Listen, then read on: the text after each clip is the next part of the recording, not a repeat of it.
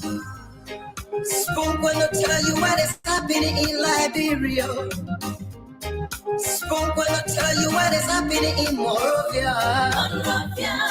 Spoon gonna tell you what is happening in Africa. Just to spoon you will know.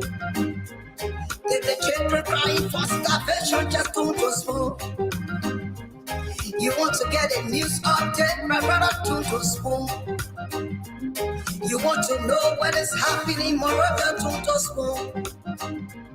Politicians want to make their decision, just to spoon. You want to know what happening in the ministry, to spoon.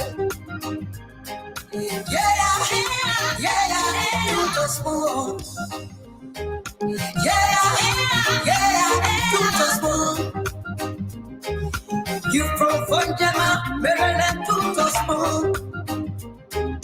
Yeah, to spoon. If you eat kepa, congratulate my brother, to spoon. You got a spoon TV, you got a spoon radio, to spoon.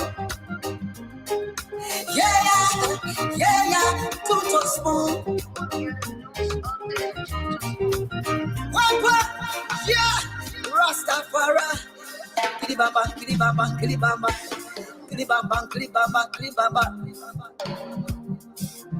What I want? Yes, what you got today? Spoon TV. Yes, what you got today?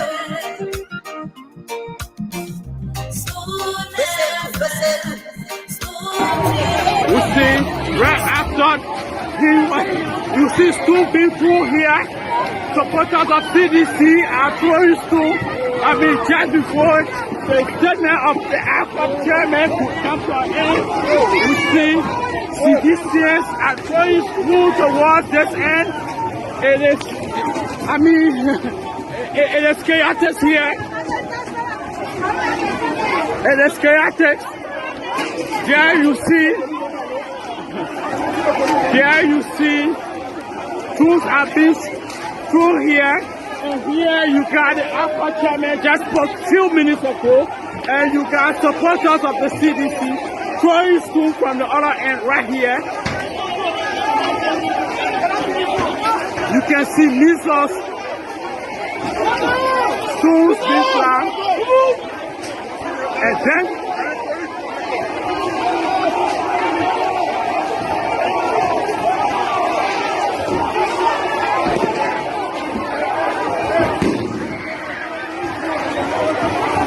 tear gas have been fired. There you got the Liberia National Police on this end. Tear gas have been through. Here you got one. Yes, you got one. A tear gas right here being through on the ground of the AFCOP headquarters. You see he's struggling to get it up. And here you got officers of the Liberia National Police firing tear gas towards this end. It's terrible here. And then AFCOP chairman had to run for safety. There again you got another tear gas. I've been tear gas myself. You got police right here.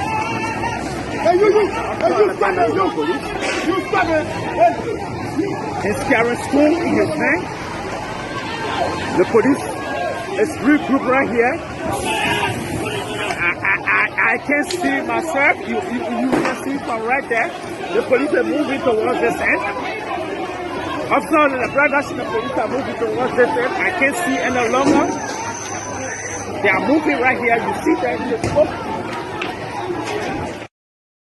With the spoon and your boy right in the south and back. You see, right after you see two people here. Supporters of CDC are throwing stones. Just before the statement of the AFCOP chairman could come to an end, we see CDCs are throwing stones towards this end. It is chaotic here. It is chaotic. There you see Tools are being thrown here. And here you got the APA chairman just a few minutes ago. And you got supporters of the CDC throwing stools from the other end right here. You can see missiles, stools being thrown. And then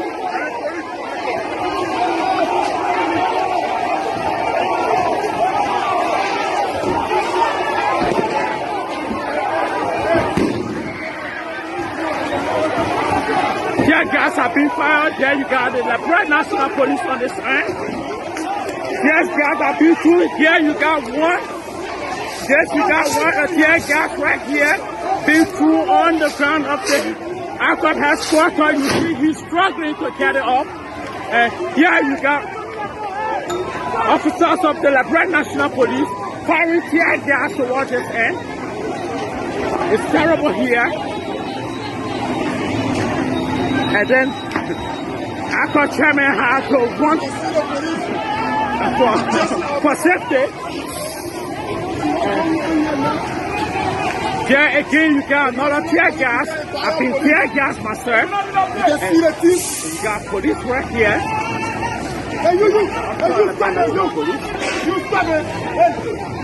He's carrying stone in his hand. The police is regrouped right here. I can see myself. You can see from right there. The police are moving towards this end. Officers of the Liberia National Police are moving towards this end. I can't see any longer. They are moving right here. You see that in the smoke.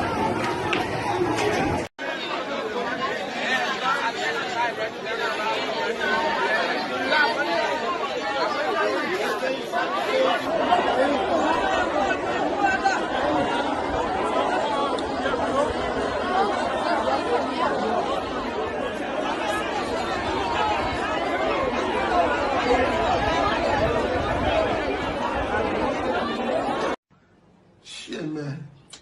You couldn't get hit, man. Training too stupid, man. But you get hit. Liberia people joke.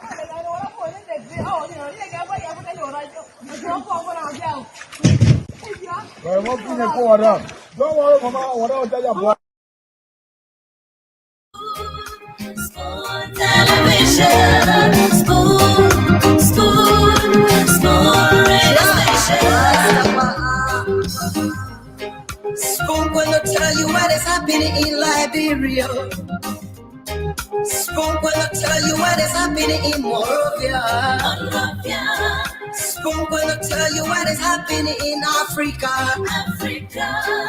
Just to spoon you know. Oh yes, I tell you, Spoon will tell you what's happening in Liberia, what's happening in the ministries, the agencies. So if you want to know what's happening across the country, you want to get latest news and updates to make their decision, just about the decisions that politicians are making. Well, now it's about the citizens making decisions. So it's the other way around. Now, for the next 6 years, we're going to see politicians making decisions. But right now, it is about citizens making decisions. And we call it election. So we on it. We want to say welcome to another edition of the Late Night Show, the Late Night Politics on Spoon. We're here live on Spoon 107.5 FM, Fabric 101.1 FM, Super 95.5 FM, and other affiliates stations across the country. We want to say welcome. Thanks for joining us. We're live on Facebook, on Spoon TV, Fabric TV, and Super TV. We're also live on YouTube, Spoon Talk Live. Thanks again to those of you joining us via our YouTube channel. So we're here tonight. My name is Nelson Colette. The Late Night Show is where we gather to express diverse views on the trending national issues from different political parties, Liberia Liberians are here making the case, and we all have our eyes on the bigger picture. That happens to be Mama Liberia. This country that we all love so dearly and we can never be deported from, in the words of Senator Abraham Darius Dillon. So welcome to the program tonight. Yes, we hope to have a great show. Where's my co-moderator, Moba Zokia? Mama is always eating before the show. I don't know how many of you guys have realized this. The guy was just wiping his lip and what kind of situation you want to put me here again, bro? Hey, God. Mama, is this your usual eating time? No, just be frank with us. Is this a usual eating time? Like, what? It's 1:37 a.m. here. What time is it? Man, I ate my dinner a long time, bro. If I eating time, I snack. But right now, I ain't get time for snack. Dinner at 10, 11. But anyway, Moba, that's a great one. It's good to have you here again tonight. Which do you cook? My man, I stay right on my same thing I told you the last week. Okay, so it's good to be here again, Moba. Thanks. How was the day today, bro? How was the day, my man? Yeah, I think I had a good day. I'm not sure. That's great. That's great. But thank you. I hope you had a good day as well. You see, man. I'm talking about mobile. Here you have our sister. She's chewing on the show, right? Mobile, should we put her in the background? She's chewing you. She's violating the law. Is it a truth? No, we have to pour in the background. No. You know why we're not? No, Nancy, you know why we're not pouring the bar, right? Because she ran away from us for almost a month now, so we will forgive her for today. Only for today. So I have own look when somebody only for today. I was doing ginger, but it's okay. I'm done with it already. All right, you and my apology, guys. My apology, guys, for not always being on the show. You know. My apologies for not being always on the show. I ready for problem with you, right? I ready for problem. Me, I don't want peace. I want trouble. I want problem. Thank you for being here. But why Sherry keep going off and coming back on? Sherry eating that the reason. The man eating. Yeah. The man eating. You see, Touré forgot himself. He was on the show. He just playing in your hair. That way, like, we gotta put this out so you can stop playing. So you can stop putting your hand. But Touré, welcome to the show. It's good to see you. Thank you, Nancy. I appreciate it, man. My man, I keep it in here for the inauguration, my man. Inauguration, eh? Keep it in for inauguration, Nancy. Let me bring AB on. AB came with his barman Shanghai shades. The man. When you see the man wearing that shit, no problem. AB, welcome to the show. Thank you. We can see AB down there on that jet poster we see. I met that. AB there, we not see AB. Maybe you just have to adjust the camera a bit. Mickey, thanks for joining the show. Mickey, thanks for being here. Raymond has all the mining sites in his background. Today, no. Not mining site, barrels. The barrel medicine. I mean, Nancy, you want how many times you want to say that barrels? All the men came at me yesterday saying I had a defeatist mindset and I was more like a sadist. But I'm telling you, I've never been more fired up to campaign to rescue Liberia than I am right now. So going forward, so I have the link posted in the comment section again. No, the message you put on YouTube. The message you put on YouTube. That's it. But yeah, I see none of the blue boys. I think one use a computer. That's why. No, that's what the blue boys. The blue boys is kind of calm. No, but we're not entertaining any blue boy here. No, my man. This show is no. We entertain them. That's right now. Going forward, we will do some things here. No, we must accept them on the show, right? We must accept one of the blue boys to come on the show. Wait, let me tell you. That's not the party show here. That's not the party. No, that's not the party show. Let me tell you. We're coming. We raise our money. We pay for it to be created a Unity Party show. No, that's not how the Protect show the was CEO, right? created. Let's not do it like that. That's not how we started the King show. God, this is not a military hill. King God, this is not a Christian nation. military. When they You teach don't you to restrain back it up, Liberians from appearing. And we're not on your military. We're not in a military camp. We're in a democratic state. Sometimes the way things Whoever started, pays the bills makes the decision. You pay the bill, you make the decision. How about that? No, that's not why it is. Liberian people pay the bills. Liberian people This don't. show here, that Unity Party show. That's not Unity Party show. So you stop it. Yeah, No, we promote nobody said diversity, it was. and everybody will we're not come promoting on. diversity anymore. And Until after the No, Nessie have it's not a unit. No, let's stop it. everybody come on here. Nessie have So y'all want If I- CDC if I- why people y'all to- talking listen that up. thing? What Why the y'all message talking one that CDC thing? people to give on this show today? Why you're talking that thing? Let me post the link. Whatever nonsense they want to say, they can say. What are that nonsense that loud? We should give them the opportunity. You want to confuse the old man that's sitting down in the bush. So somebody tell you how nonsense, then we tell you how the right thing. So going back and forth tells that Let's listen to Raymond. everybody going back and forth proves that one person want to be dominant, but everybody's voice is good as the other. So when you make your point, no need to repeat it. We've all heard what the both of you said. Very good, Raymond. You've nailed it. Look at George. I you, Raymond. I gave you a kiss. Let me bring Josh onto that. George ain't leading. Y'all bring George on board. But George left nobody. But George left nobody told George to leave. No one told Josh to leave. Josh came to Liberia. I don't know whether Josh is still here, but Josh came to Liberia. They come to the message, join it. No, not straight. But Josh, we have 2 spaces in studio now. Come on if you can. Let me post the link again in the comment section. My man Alfred Wismore. We got plenty of United Party people here now. Alfred Wismore. Let me just send a caveat to you. If you're gonna get George preferential treatment, that wouldn't be fair. Not every person stands as an individual. Every person is entitled to their voice. No, the point is, we're opening it up, right, Raymond? And you already know that the views expressed here are similar. That's we know we're not in the campaign season and all of that, but it's glaring that we're going to second round. And as we approach the second round, diversity of views is what we should promote. Let's come. Look, even after this political period, right?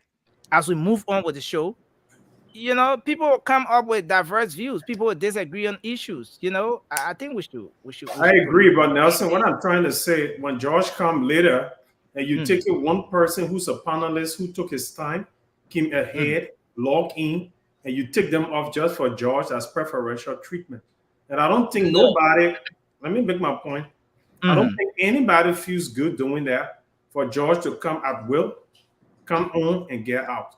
As a result, George felt entitled. He belittled everybody in his speech because he felt he had a space that nobody had. And I'm saying going forward, everyone will be treated like the temple of justice. Justice is blind, doesn't see no color, no shape, no size, no gender, no race. George is an individual, like he come as an individual and speak his mind as every other person. Thank you, sir. I think I agree with him. The space should not be kept. Yeah, the space should not be kept for only George, but it should be kept for any other edition. We'll have to move on, but let me say this: we've never kept space for any specific person, right? Okay. We had the show consistently, bringing everyone on. I mean, as once you can make your way, you can get the link. Come on. So we've not kept space for specific persons. You are all here. You know that there were times, even during the heat of the campaign, where we had social United Party partisans on the show. In the case where we're keeping space for people, we say, okay, no, but we kept it open. So I think we will continue on that path. And Someone again, in the comment section said the sedition should go to the Kush FM. I don't know what that is. No, stop that. He don't know the difference between King and Listen, Nelson, you just said Moluba, you're listening. We're here to ask for votes. I think some of those people that we refer to as kush takers, it is time now for us to give them our brain, our good brain that we got to convince them to come on board. So let's stop calling them kush people, because we need some of their vote. We need their partisan vote. We need to convince them to join us. Some of them stay on the fence. This man is really a comment. Let's really a comment. Thank you. Let it moderator maybe you want to say something. We're about to go to the show now. Yeah, I think but just what say. I think what Raymond said, that bow down to everything. First to come, first serve. If you don't come on time, I mean, not just forget about you. Those who took their personal time for them to be ahead of the game, let them be here. That's just simple. Yeah, we agree. We're about to say something before we go forward. Gentlemen, read George's statement. And everybody, please read George's statement in the comment section. This the panelists, guys, let's not start the show like that. Please, let's focus on George, man. I want to say thanks to everyone for being here tonight. First thing is, I encourage everyone on now to kindly share the show. Share it in your WhatsApp groups, in your chat rooms, and so we can have a great conversation tonight. I was just going through something. The last edition of the show was about 24 hours ago, right? Mm-hmm. We had Raymond, if you distract us, we'll put in the background. Seriously. The last edition of the show from last night, we had the highest views for the late night show ever. And I think that's because everyone shared the show. In less than 24 hours, we now have over 125,000 persons who have viewed the show. Only on Spoon TV. Not mentioning the YouTube, not mentioning Fabric TV, not mentioning Super TV, and even the thousands of people who join us via radio. So it tells us that Liberia is listening. Yeah. So hats off to our audience. It tells us that Liberia is listening, the world is watching, and as we come up here, we're not talking to 3, 4, 5, 6, 7, 8% in somewhere. No, we're talking to thousands of people across the world, and that's why we have to do justice to them and adhere to the rules. Again, we want to say thanks to everyone. We have started to see numbers coming up. Okay, we have a female in the background. I know no one wants to give a space up for the female. So we're gonna rotate as we go on. We'll rotate. We'll definitely rotate. Once some folks make their points, they will go backstage a bit. Then we bring the other folks on. But we have started to see the numbers. Raymond, Cindy, Moba, all of you guys up here. You are aware that the National Elections Commission has completed 99.93% of the presidential results. And so they've received 5,886 polling places, results from 5,886 polling places out of 5,890 polling places. So for the presidential results, we are left with just 4 polling places. Maybe Raymond, you guys are the engineers. I'm not good at math. It has never been my place. But 5,886 polling places out of 5,890 polling places means that we're left with 4 polling places that we are expected to get results coming from for the presidential ballots. So we've gone 99.93% as per what the National Elections Commission has released. So where we stand now, where we find ourselves now is that President George Weah, and this thing is playing out, a little bit of a tricky way. On the first day, President George Weah was ahead. The next day, Ambassador Barker was on the top of the chart. The next day, President George Weah came on the top of the chart. Yesterday, Ambassador Barker was at the top of the chart.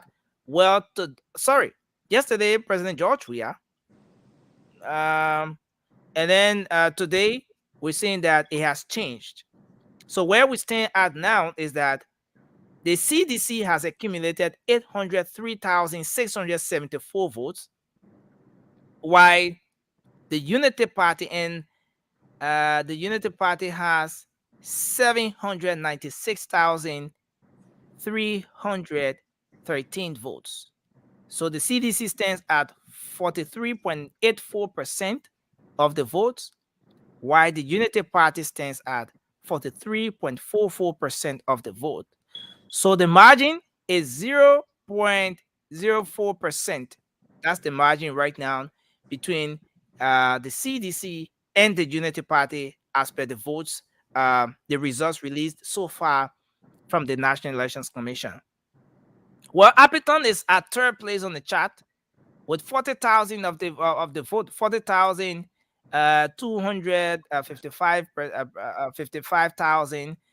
constituting 2.20% of the vote, while ACOP, Lusnin F. Kamara of ACOP, is there with 35,000, and then Mr. Cummings, finally, Mr. Cummings has taken his place at the 6th place on the chart. Is it 6th? No. Let's make it 5th place. Mr. Cummings has taken 5th place on the chart with 29,600 votes, constituting 1.62% of the votes. Well, the numbers are coming in. We don't want to go back to the other aspect, talking about those people who were booted out from the representative and other areas. No, we don't want to go there. But I want you guys, like we've done on the previous nights, I want you to wait in your thoughts. Oh, Justina, you backstage. How come? Okay. So like we did on the previous nights, I want you guys to wait in your thoughts on this, the numbers that are coming in, the results we have so far. The CDC is in a slight lead, 0.04% of the vote. And yes, what do you make of the process so far? It's no secret now that where we find ourselves, we're going to be going to a second round. We're going to have a second round, come what may. But let's hear from you guys, and we will start with Moba, Zokat, and then we'll take the rest of the folks. Let's hear from you, Moba. Thank you. What do you make of the process? CDC is in the lead right now. As per all we have, CDC is lead. Yeah, but I know, right? But end of the day, we will still go for runoff. So, my attention really not drawn to the numbers that left or to the one they are accumulated right now. But I'm only anticipating on the future, meaning the runner. Because no matter what we do, we discuss the number or not, there will be a draw, there will be a runner. So within my own thinking, I think like for me, I think I'll rather be discussing about the numbers because end of the day, they're going for runner. But what I got to tell my Liberian people tonight, you guys wear your shoes, wear your coat, wear your jacket, get ready to campaign from house to house, door to door, street to street, place to place. Make sure. And today I got a credible news that you guys, the incumbent trying to come in with a lot of money so they can be able to buy a voting card and brand it. But there's a feature. There's a cheering feature. You shouldn't sell your feature to sedition or to George Weah by selling your voter card. You keep your voting card for your future, for your children. You keep your voting card for justice. Because when JB took power, there'll be a justice, there'll be accountability, there'll be a justice for all the auditors, there'll be a justice for the people who brought drugs in our country and make our brother, our sister today, they're on the street taking cooch, there'll be a justice for them. So keep your voting card. Do not let it go. Do not let it slide away. This government is doing everything in their power to come to power. But look, the power is inherent. The power is in your hands, guys. You got to come out. You got to sit. You got to come out. And end of the day, when they say today, tomorrow is voting time, you go your vote. You vote for JMB. Like the only person that will bring justice in our country. Without JMB, there'll be another huge amount of people that will be killed in our country. People will end up escaping to go exile. There'll be a lot of people that will escape because there'll be a witch hunt. They will go after people who criticize the government. More especially, I can say this for real. Spoon FM will be one of the radio stations that will fight to close. They will not renew their lesson. I can say it for you. And there's the People Station. You guys need to come out. Do not sell your voting card. Keep it. Keep it for November 7th. Go out there and vote JMB. That's all. The number is there. JMB number 1. I submit. Thank you. Thanks a lot, Mobile, for weighing in your thoughts. Let's hear from you, Toure. What do you make of the process so far? The numbers are coming in, and let's hear what you make of it. Well, at the end of the day, we already, good evening, good afternoon, good morning to our listeners, whatever you are. I want to say thank you for tuning in to the midnight. So basically now, Nelson, to be quite honest, I just want to go straight into campaign mode right now. Because the number obviously is not going to impact anybody. Anyway, nobody winning first round. So I already know that. So I can care less about what is happening right now. But what I really care about is to, reunite the momentum that our people has in them already, because that momentum stay there. It can't go away. That momentum, the only thing that can carry that momentum away is the proliferation of Kush is no longer an issue. The only thing that can carry that momentum away, if the economic is working for the people, the only thing that can carry that momentum away, if there is this enabling environment where everybody can self-realized, if those conditions stay remain permanent, I'm pretty sure the momentum to head back to the polls and fight for their rights and the right of their children and grandchildren and future generation will motivate them to take them back to the polls. So nobody should tell anybody, say, voting fatigue and all of that stuff. One of fool will leave their roof on fire and go lay there and sleep. And I'm pretty sure, my Liberian people, we have gone through so long to now push to the very end.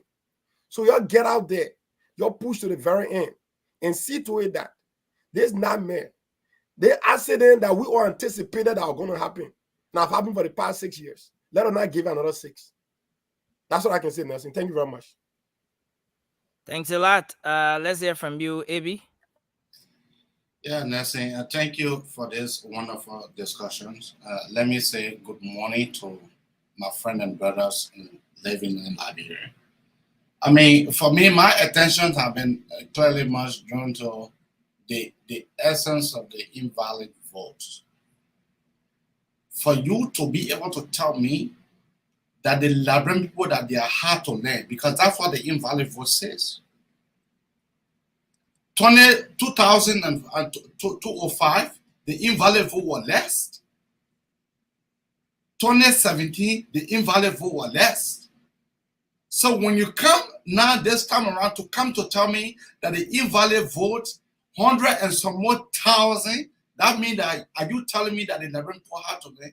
Which of course I disagree to that. But we know their tactics. We know all the shenanigans that they are playing.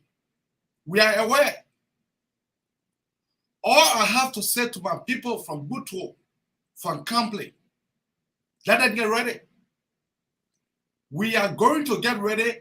Let our brother and sister in Butuo and Kample get ready. Because the votes that George Manaria received in those areas, I promise he will not receive it this second round. I promise George Manaria the vote that he received in Grand Kema, in Tewo, in Golakone, the vote that their brother received, their team received, I can tell you for a fact that let him just say bye-bye to the presidency. That's all I have to say. Okay, thank you. Let's hear from you, Mickey. Good evening to everybody. I'd just like to say something short before I address that thing. I want to say to everybody here and all of it, everybody else in the audience, there is a place and a time for everything. And this time and season we find ourselves, it's not a time to speak diversity. We are fighting for the soul of our country. When everything is said and done, and we are where we want to be, we can talk about the issue of diversity. We spoke diversity and see where it has landed us today. Literally, people are dying because they can't get to hospital. Pregnant women are dying because they can't get to hospital. And then we come here and say we won't have other people to come here and propagate the same message that we are fighting against to not keep us in this situation here in the name of diversity. I disagree with it. I'm not going to stand for that because it defeats the purpose that all of us will come here and speak in one accord. Everybody agree the country is going haywire. The country is going down the drain. And then we come here, we saying it, then we allow another person or other people to come here and say, oh no, that's a lie, the country, everything is good. Then what the purpose of us being here? But I digress. The issue of the second round. Again, I don't want to sound as a sadist or as a defeatist. Let us scrap our boots. Let us get out there. Each one talk to one. Each one bring one. As I said yesterday, we have to rebrand our messaging. We're bringing on shortly. Let us rebrand our messaging and reach to the heart of the people, reach to the soul of individual. It's no more collective thing now. Let's speak to people individually, speak to their lives. Hey man, a couple of years ago, you were to this place. See where you are now.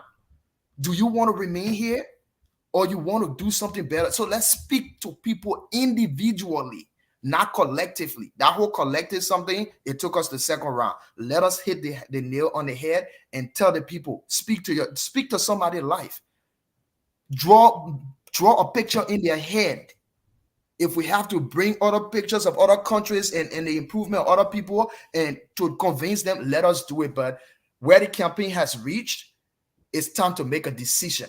You either for or against. You either for Liberia or you're against Liberia. It's no time to sit on the fence and be talking about diversity. I don't support that thing.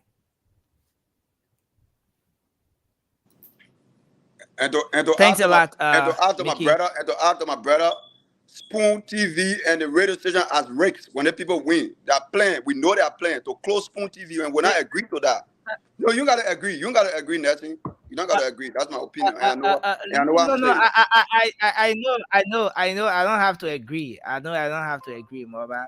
But again, that's why it is. We have to promote diversity. Democracy calls for that.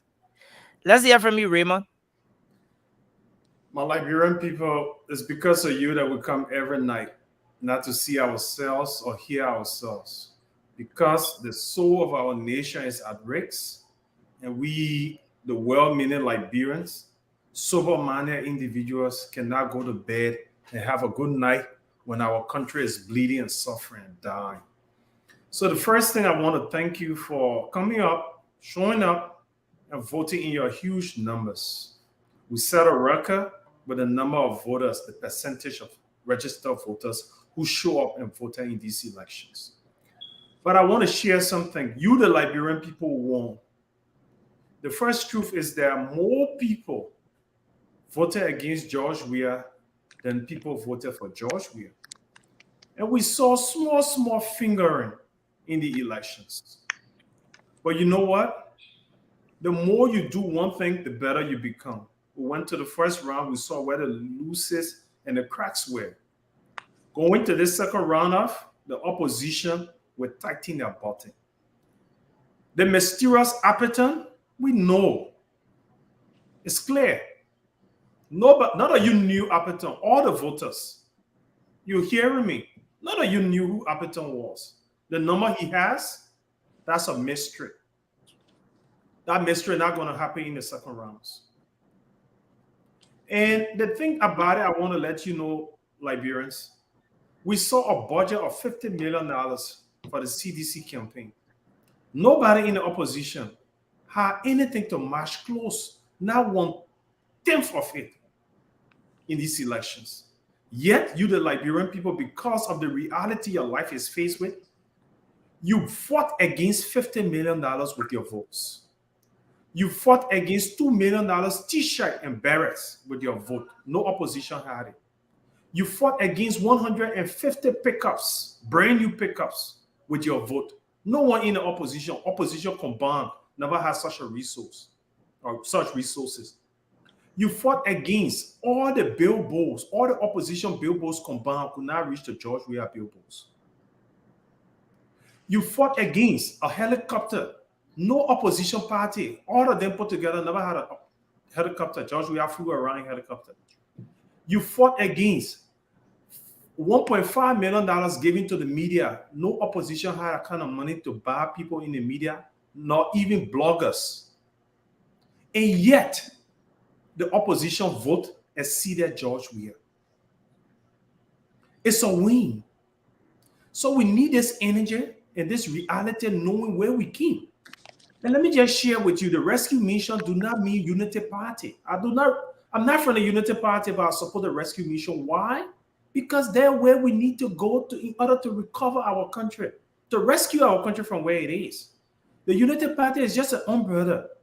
Joseph Yuma Baka is just the face. It takes all of us. Even on the platform right now, not every one of us here were preaching Joseph Baka in the first round. But here we are consolidated, resolved. That's the way forward for Liberia. So I want you to find the same energy in Liberians. Now it's not about political party. Let's put the political party banner aside. Let's fight for Mama Liberia. She matters. And in the second round, it's going to be Mama Liberia versus Kush. Mama Liberia versus massive corruption.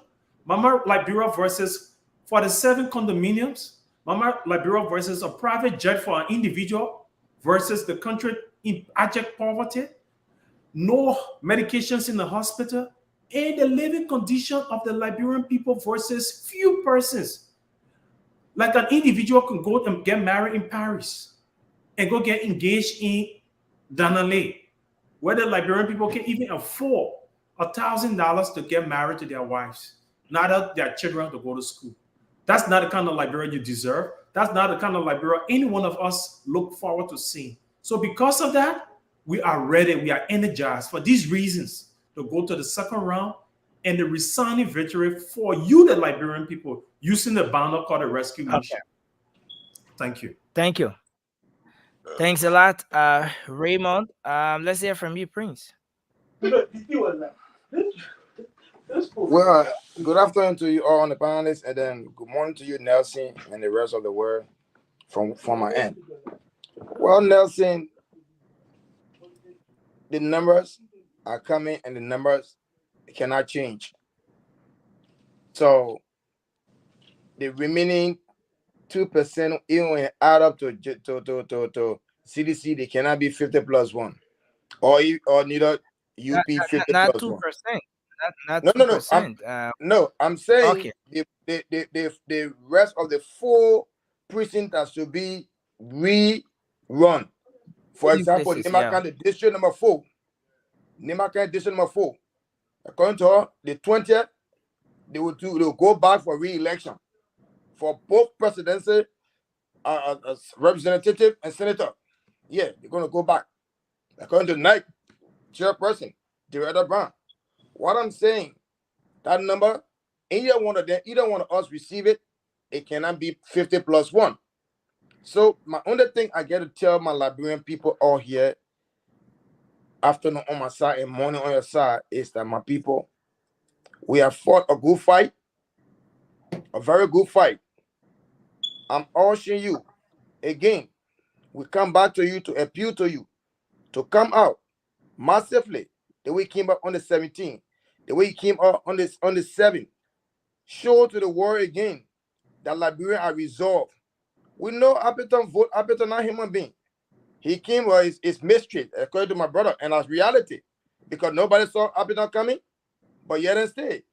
Next said there is you said what? You said Appleton is not a human being? Appleton is ghost. He's flesh to blood, like you. He participated, he went through the processes, he was accredited by the National Elections Commission, and he contested. Why would you say he's not a human being? Is he a ghost or what?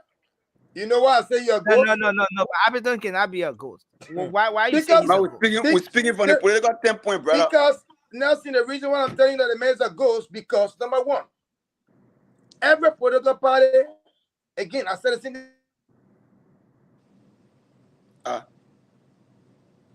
What's going on? There's somebody calling private. Oh, okay. So then we'll move to Sharif. Oh, wow, Prince, you just left the studio like that. Why are you making a point? And then I see the females. But how I mean, my to jump in. You brought me. Welcome to the show. Welcome back. Okay, yeah. But go ahead, Sharif. Go ahead while I try to make some adjustments here. Sharif, are you there? On me yourself, brother. You mute.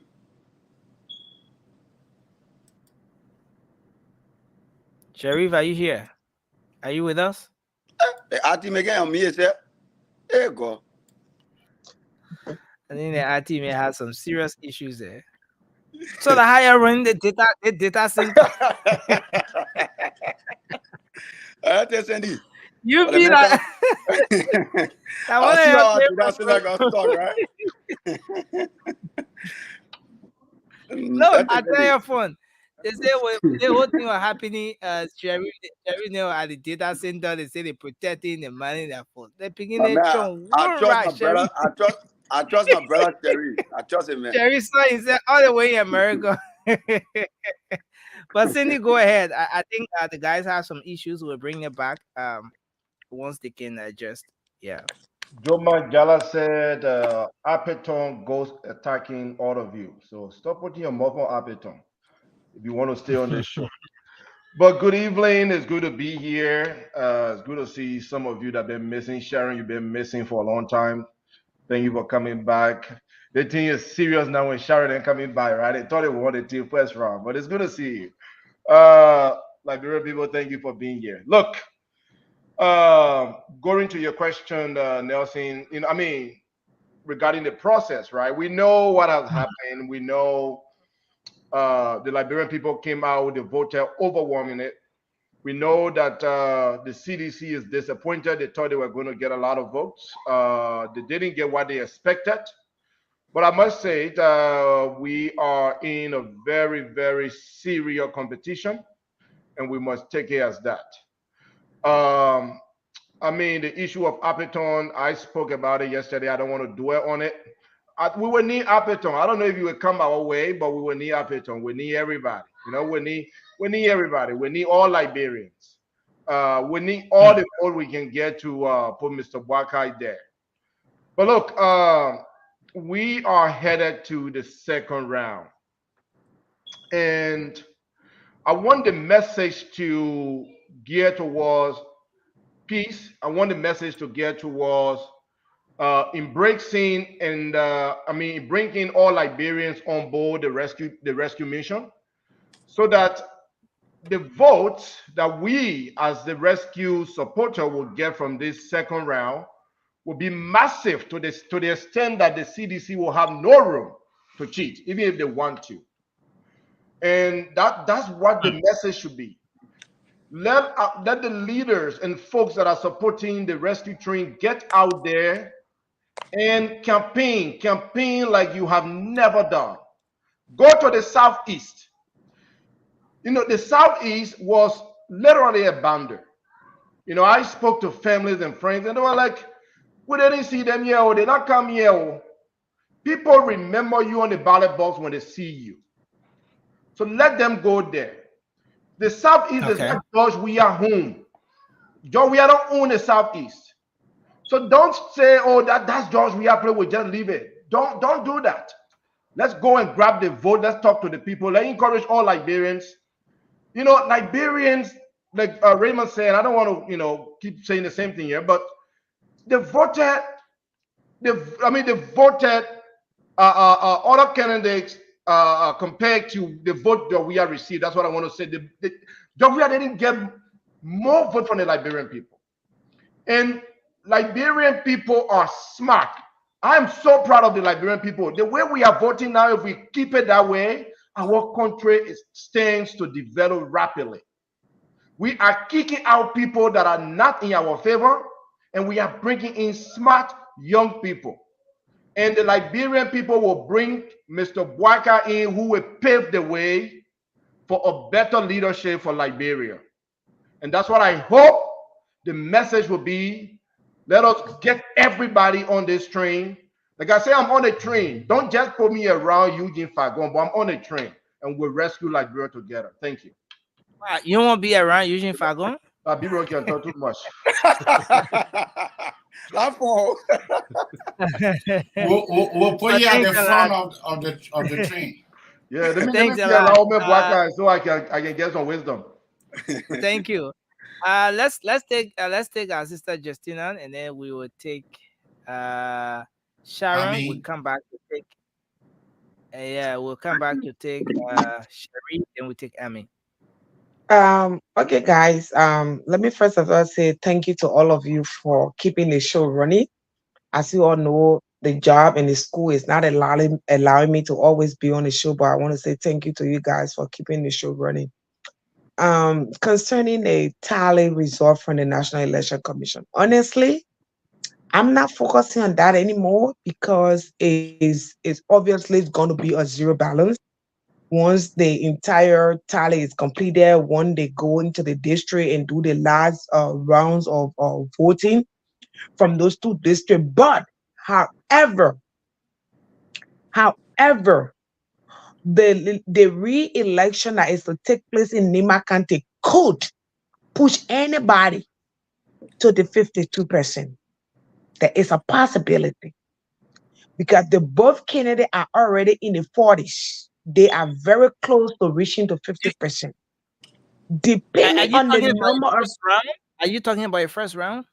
No, there is a re-voting that's supposed to be taking place in district, I think number 4 or so, right? Yeah, in Nimba.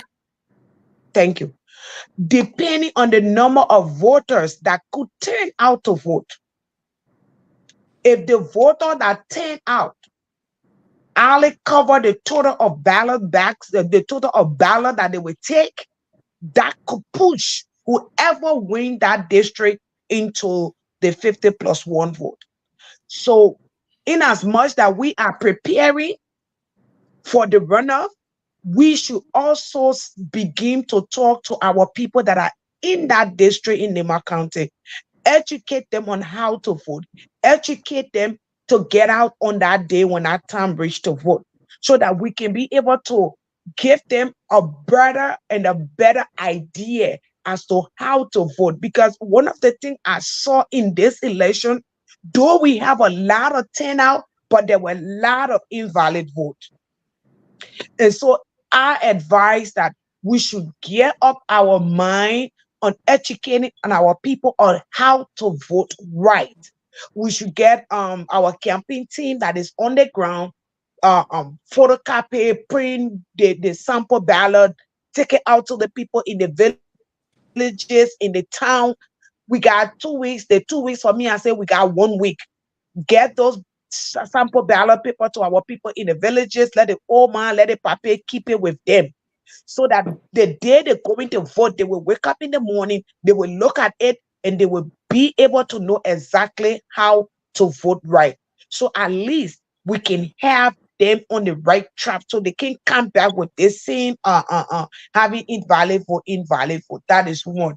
2, I want to use this opportunity to say to all the other political parties, the ANC, the LINU, the Mr. Cummings party, Clarence Moluba, Tawon Gonglu, every other person that were ever in the opposition who believe that they actually wanted to get George Weah out of office because he is not doing the right thing and he have never done the right thing. I want all of you to please let go your differences. The first round was a battle. We all need to chastise each other political leaders because everybody wanted to gain a spot. We all were fighting for this second spot. And so in fighting to get the second spot, everybody targeted their friend candidate and it all got bloody. But now it is over. We are now going to a second round where I'm asking on all the political leaders to please think about the ordinary Liberians who cannot afford to send their children to school, the ordinary Liberian young girl who got to literally portray herself as a prostitute just to get an end meal.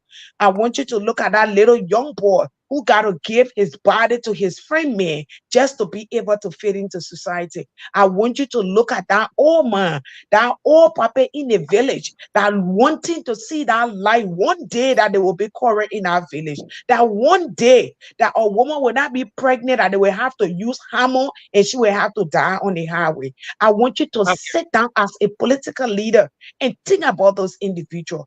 Do not think about whatever backing or the rescue team gonna give you. But I want you to think that history will remember you. History will keep you in the records. That one day there was a time that Liberia needed this person, and this name stood by the Liberian people. That your children name will go in the history. That your father stood by her, that your mother stood by her, your auntie, your uncle stood by her. I really want to make that appeal. Finally, I would like to say to anyone who felt disenchanted, perhaps maybe you feel we didn't give you that much attention during the campaign. Look, in campaign, the leaders will not reach out to everybody.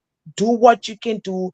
Go out there, talk to the people. Use whatever means you can use in the way of the Lord so that people can come and vote. But let not take our eye on District 4 election in the Makani. Thanks a lot, and I think you have a point, but again, it depends on the number of registered voters in that in that district as well. In District 4, the number of people who registered at those polling places. That's another thing to take into consideration, and that's the reason why there have been some concerns, especially since the National Elections Commission started to pull out the results for the name of the precincts, the precinct code, and all of those things to be mentioned. With that, it makes it easier for anyone. I mean, just anybody who has access to that information to trace it and know exactly. Okay, so from this particular center, this is what they have on the wall. This is what the National Elections Commission is reporting, for example. It makes it easier for just anyone to be able to challenge it or what have you. But let's hear from you, Sharon. Sharon, you are muted. You are muted. Muted, Sharon. Sharon, you have a face cap. Sorry. It's against our rule. I see Steve in the background is removing a face cap. Oh, Nelson, that face cap, Bennett. Brother, I need to start compromising a little bit. Not because you're keeping your hair will compromise our rule. Sharon, you are muted. Sharon, no face cap. Let me unmute Sharon. I just did. Good. I just unmuted. I think campaign has to be considered. No, am I still muted? Come again. When you take out the cap, am I still muted? You good. When you take out the cap, that's up. We're hearing very well. I can take on the cap. Your father is they are They are not British. Now over there. That's why you don't tell a girl to take her cap. Okay, we apologize. Go ahead. It's different from a guy. They apologize over there where I go. We consider you for the day. We consider you for the day. You are considered. For one to another one. I'm consider her. Don't be enemy of progress. You see, my brother Sandy said he has not seen me in a while because it's just been busy. Sandy, I'm so sad that you came on board. I knew you would have always come on the rescue stream. But I'm so sad you came when I'm leaving and going on the other side. I'm just kidding. But good evening, everybody. I'll bring our Facebook page down. Our Facebook page, I'll bring it down. Good morning, everybody, and thanks to you guys for at least considering me for today, at least. But speaking to the issue of the NEC, it's disheartening that the future of a country to be decided by a few group of people. They are like doing it like they are playing gamble, like they are teasing us today. They make you happy today. They put the candy to your mouth, they check it out. They put the candy in your mouth. The minute you try to grab it, they check it out. You know, it's very, very disheartening. But again, that's the system. That's the society we find ourselves in. I hear all the time, Africa elections are not credible. You cannot easily unseat incumbent, which is a very bad mindset that we Africans have, and we need to graduate from that. Because if we are saying we cannot unseat incumbent, that simply tells that we might never enjoy what it takes to have democracy, that the people will, the people wish and desire will be respected. But we're not going to waste our time discussing these issues of the election. We already know where it came from. And Appleton is he's the treasure hunt. Appleton is that treasure hunt that came from nowhere and just jumped into the picture. But I will join voice with all of my colleagues here. Get up, wake up. Do not sit back, do not feel reluctant, do not feel this is over, because it is not over until your country is rescued. The beautiful thing about it is that these runoff that are coming, you're not going to have Appleton on the ballot. You're not going to have Mr. Cummings, the candidate of my dear brother Sandy. And Sandy, again, welcome on board the rescue train, sweetheart. Welcome on board. You're not going to have the faces of all the other political candidates. You're going to see two candidates on the ballot paper. One going to be George Weah, and the other candidate going to be Joseph Boka.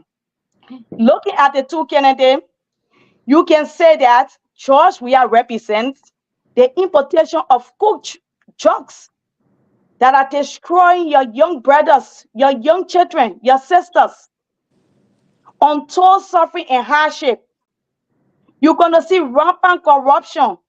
You're going to see the mysterious killings of your loved ones. You're going to see the rape and abuse of your children, your daughters, with no justice. You're going to see the missing men. George Weah is the representation of those incidents, of those harsh realities you Liberians have experienced over the past 5 to 6 years. And you're going to see JNB on the other side. Thank you. Which represent Liberia, or better Liberia, or Liberia that gives hope to the young man, to the young woman who desire better for his or her life. Yeah, just push me off your shoulder today because of my cap. Let me come follow work. No, you've exhausted. But yes, take 20 seconds to you wrap see up. Me for you to me that take 20 seconds to wrap up, Sharon. Well, I'm on my way to work though. Okay. Okay. So you done, right?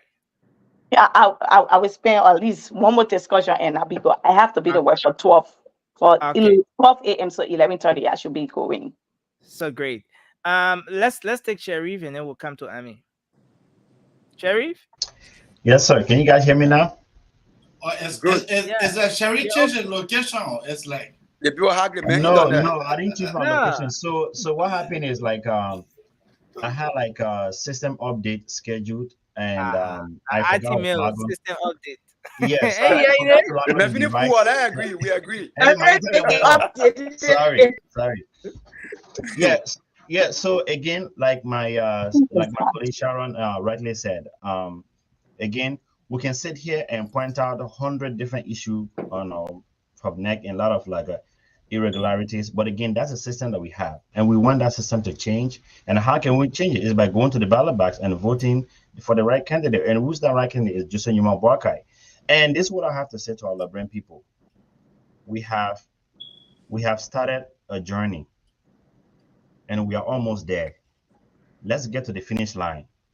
I want you all to gather on November 8th and go to that ballot box. Don't be discouraged, thinking that it's difficult. Or on the 7th, thinking that it's difficult to unseat an incumbent. It's not difficult. You, the people, have the most power. You, the people, you can make the change as long as you ask for that change. I know it's not time for us to sit here and ask for and spend all of our time requesting for a recount, that's not going to take us far. We're not going to dwell our time by asking and pointing out all the irregularities and some of the issues at neck. That's not going to give us the 52.1%. What's going to give us 52.1% as where we are right now is by going to that voting booth on November 7th. I'm asking each and every one of you, let's go out there. And I'm going to speak to our friends and brothers at ARCO. ARCO, you have to understand this. Just 10 days ago, you were attacked. You had peaceful citizens. They were exercising their constitutional right, same as CDC was doing. They came at your rallies. They attack you. Few of your members died. Some of these guys that died, their family are still grieving. Their family are still going through that pain that CDC brought upon them. Do not, and I'm saying again, do not sell your soul to CDC, because those soldiers that die for their country, hoping for change, their soul will surely not forgive you. And I know your leadership will do the right thing by going to the right direction. And we have here some of you guys, some of the voters, some of the hierarchy from the party have come up to voice their support for JMB and the rescue mission. And like I always say here, this is not about JMB, this is about Liberia. This is about rescue mission. It's Liberia versus few that are enjoying the resources of our nation. And I know you'll make the right decision. And I know we know a lot of great people from ARCO will do the right thing. And I'll urge you all to come on board. Let's get to the finish line. And to our brothers and friends and brothers at CPP, same to you too, Tiawan Gonglo and the rest of the other folks. I want you all to come on board. Let's get to the finish line. Thank you. Thanks a lot, Sharif. Thanks for making your input. Steen, welcome to the show. I see. So what's your justification for the face cap? Because you see, guys, this is why I said. I don't need no justification. If it wasn't allowed, it wasn't allowed. If it's allowed, it's allowed. I'm sorry. You see. You know, we'll get clemency today, my brother. No. It's not allowed. It's not allowed. If we continue like that, everybody will continue coming. That's why you guys never should have allowed it from the beginning. No, Mama, she said her hair was we were not fixed. Y'all feel sorry for me. Okay, yeah. Oh, you get that doing nothing.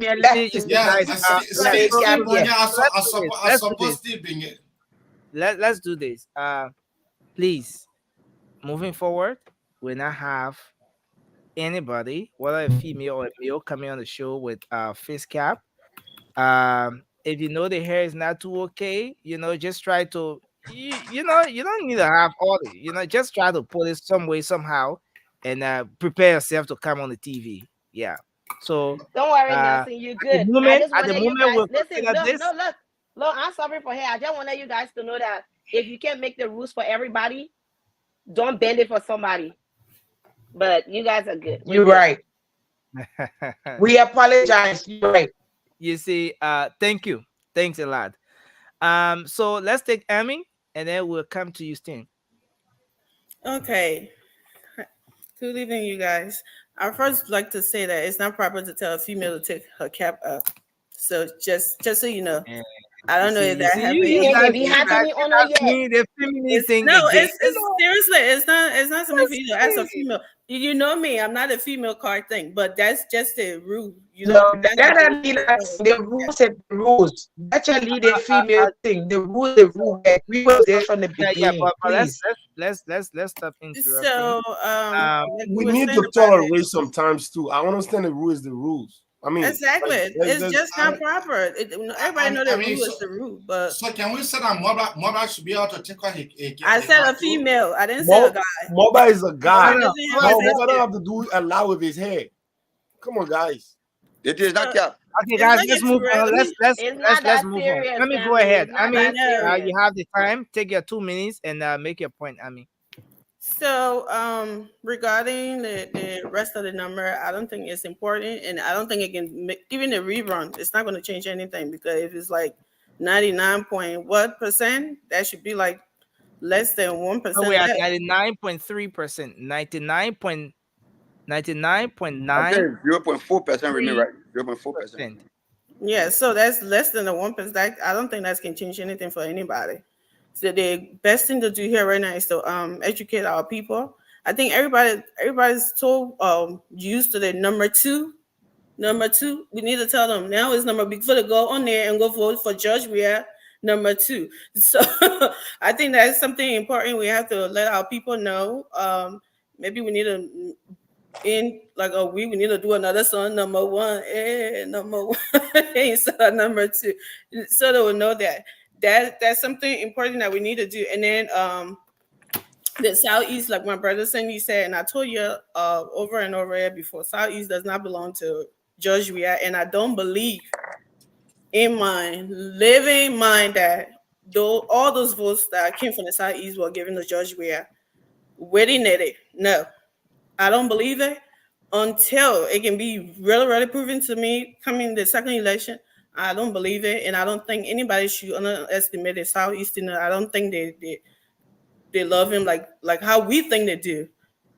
They are all Liberians. They know what's going on in the country. They know what's wrong. They know the state the country is in, and what will happen is Judge Ria having to be given another 6-year term. So I don't think there are any absent minded of any of those things. So we shouldn't have to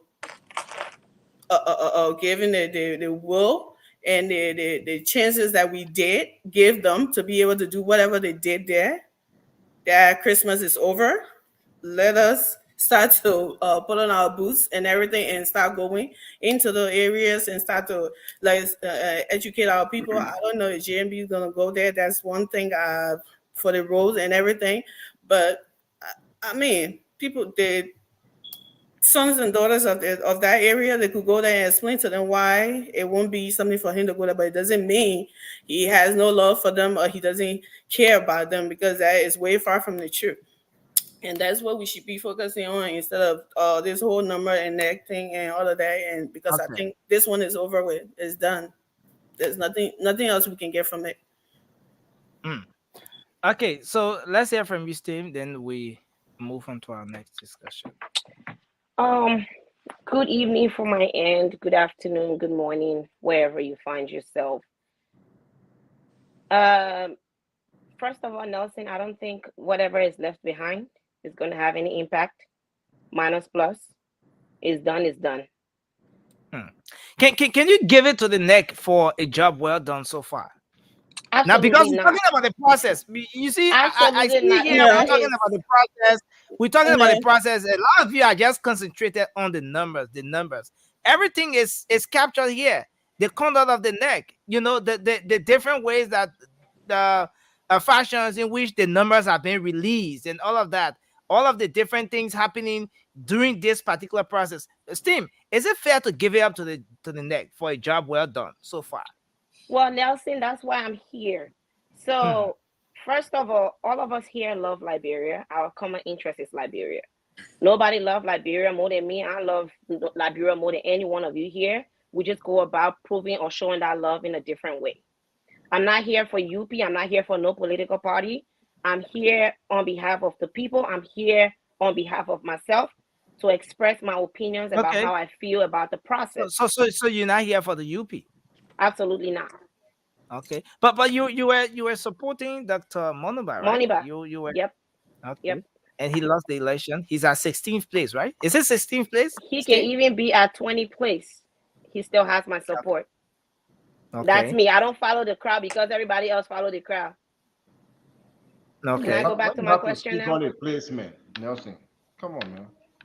Okay, so he can even be 21 says Sandy. Don't worry about Nelson. I'm still. No. I'm just asking a very innocent question here. You know, and we're having a conversation. Papa Steve, go ahead. What's the take on the process? Question. I understand that question. I love that question. He can even be the last person. He still has my support because I'm supporting him for what is right in my heart. So I'm still gonna support him no matter what. But Okay. anyways, the reason why The I'm process. here today, that I'm not part of the whole, train thing, is because Nelson, at what point did UP realize that they needed everybody else's support? That's one. Let me put on the side and go to the next first, right? This entire process, give it to them. I don't think they were prepared enough, because he who doesn't prepare plan to fail. Or how do you twist the thing? He who fails to plan. He who fails to prepare is prepared to fail. Thank you. I think they tried, but they didn't complete it. The entire process was not transparent enough for the Liberian people. And I don't think we got what we deserve. We did not get the transparency that we were hoping to get. We did not get the education from most political parties and NEC, including NEC. That left us blindsided with a lot of things that went unaccounted for.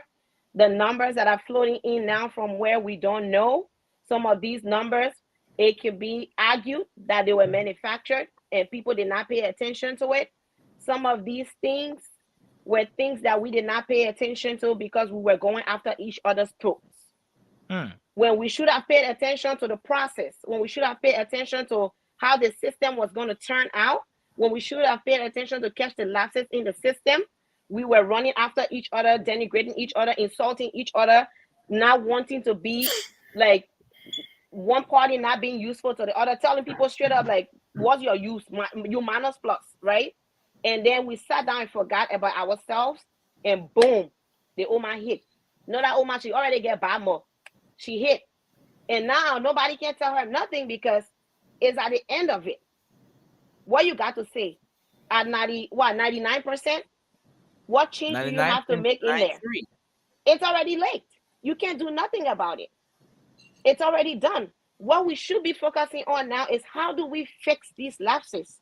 How do we call it to order? How do we put attention towards it that people will know that these things, these are holes that water will not pass, but these are lapses that we need to beat drum here for people to know that, yeah, if we forget about ourselves, this is going to happen.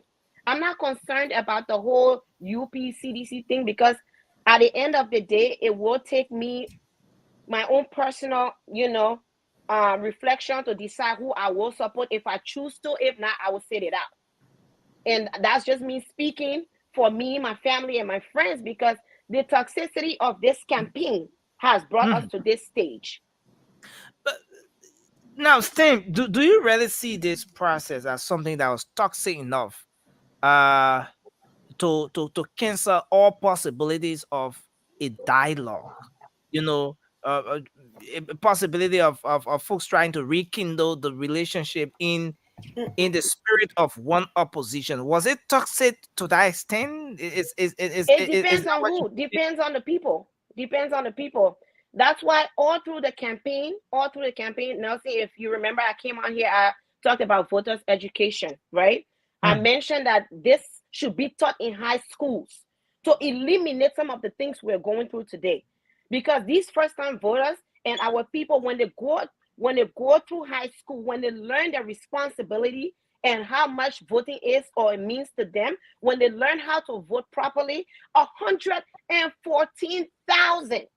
And that's the next talking point, but you guys keep jumping the point. We want to come to that aspect. Instead of educating the people, you put them in the back like they don't matter. Minus plus. We go at it with each other. And then afterwards, you come back and say, oh, let's forget about that thing we were in the moment. Some people it's easy. Some people is not. It's up to who's going for their votes. It's not up to me. Okay. I always tell people, Nelson, words don't get rotten. You have to watch what you say to people. It's not that personal. This is democracy. That's why we have to be civil about how we talk to each other so that we can coexist with each other in times like these. They couldn't even hold the CPP together. This is the reason why. Nelson, can I ask a question? No. Yeah, you're coming. This is the reason why Liberians were so bent on having the CPP, because if they had stuck together, we wouldn't be discussing this topic today. But because this person felt like they're so important, they can't coexist with this person, We don't need you. At the end of the day, we need you. We don't need you. You who? This is where we are today. And we're going back to the same problem of trying to dialogue, exercise our democratic rights by having conversations. Now we know that we're Liberians. We all want the best. Let's put all aside. You should have thought about these things. All I'm saying is, it's not that serious to put our friendships and our relationships on the line for these people. We can do that for Liberia, but for these politicians, it's not that serious. Okay, Yeah, go ahead. let's hold you there, Tim. And I think Justina has a question. We'll take Justina. I just got two questions for Tim. Tim, I got two questions for you. I heard you talking about we could not hold the CPP together, and what we're doing right now by calling on all of us to work together, it was something we would have done. Do you remember people from the Boakai camp on several occasions make a call out to Moluba, to your candidate, appealing to him, asking him to join Boakai so they all could work together, because it was wasting a vote. It was tearing apart the opposition vote. Do you remember that time? What were your candidate response? 1, 2. Do you remember when I, in particular, made a call? I was on social media. I made a call. I called on Cummings. I called on Uri. I called on Boakai. And I said, let there be peace. Let back on be back on. Let them reconcile. And with that, Jeremiah Kuhn and Eugene Falcon, what her name, Mandela Cooper, they heard my cry and they pick up the mantle and they took a delegation to Mr. Cummings' house and they pleaded with him that the people of Liberia, people were calling all on the spoon talk. The ordinary people that we asking for to vote today, they were on the radio calling for unity. Where were you when it was Mr. Cummings who said he will not work with anybody? When we get to the runoff, then he will work with whoever from the opposition that take the lead. I think she got your question. Yeah, that's the two questions. And the statement to that also is that in democracy, everybody have to exercise their constitutional right. Moluba has his right to test for presidency. The other person has the right. And in doing that, you fighting to take me off the race. I'm fighting to take you off the race. You got to say things about me in order to discourage your voters. I got to say something about you in order to discourage your other voters. That does not mean that they cannot work together. Justification for the toxic politics we saw at some point in time. Is that a justification for the toxic? So that does not mean that they cannot still work together. They can still work together. Politics is not personal. Okay, let's go to let's go 2 seconds. 2 seconds. We saw Hillary Clinton and Obama doing the primary. We saw what happened. So it doesn't matter. End of the day, we all come together. So I think my sister, so we'll go to Amy, but let's take him to respond to that question. Justina, I was right here. I too decided not to support both of these men because of that. Liberians looked up to these leaders to put us together. Okay? I was right here. I advocated for that. That is the number one reason why I did not support either or. But that does not in any way give anybody the right to go personal with somebody because you're against them, because you want to win. Clarence Moniba on the record has never, ever, not one single time, said anything denigrating about anybody. But did he says what he wants to say. He goes to the policy. If he can't answer it, he doesn't want to go personal. He tells you, ask that person that question.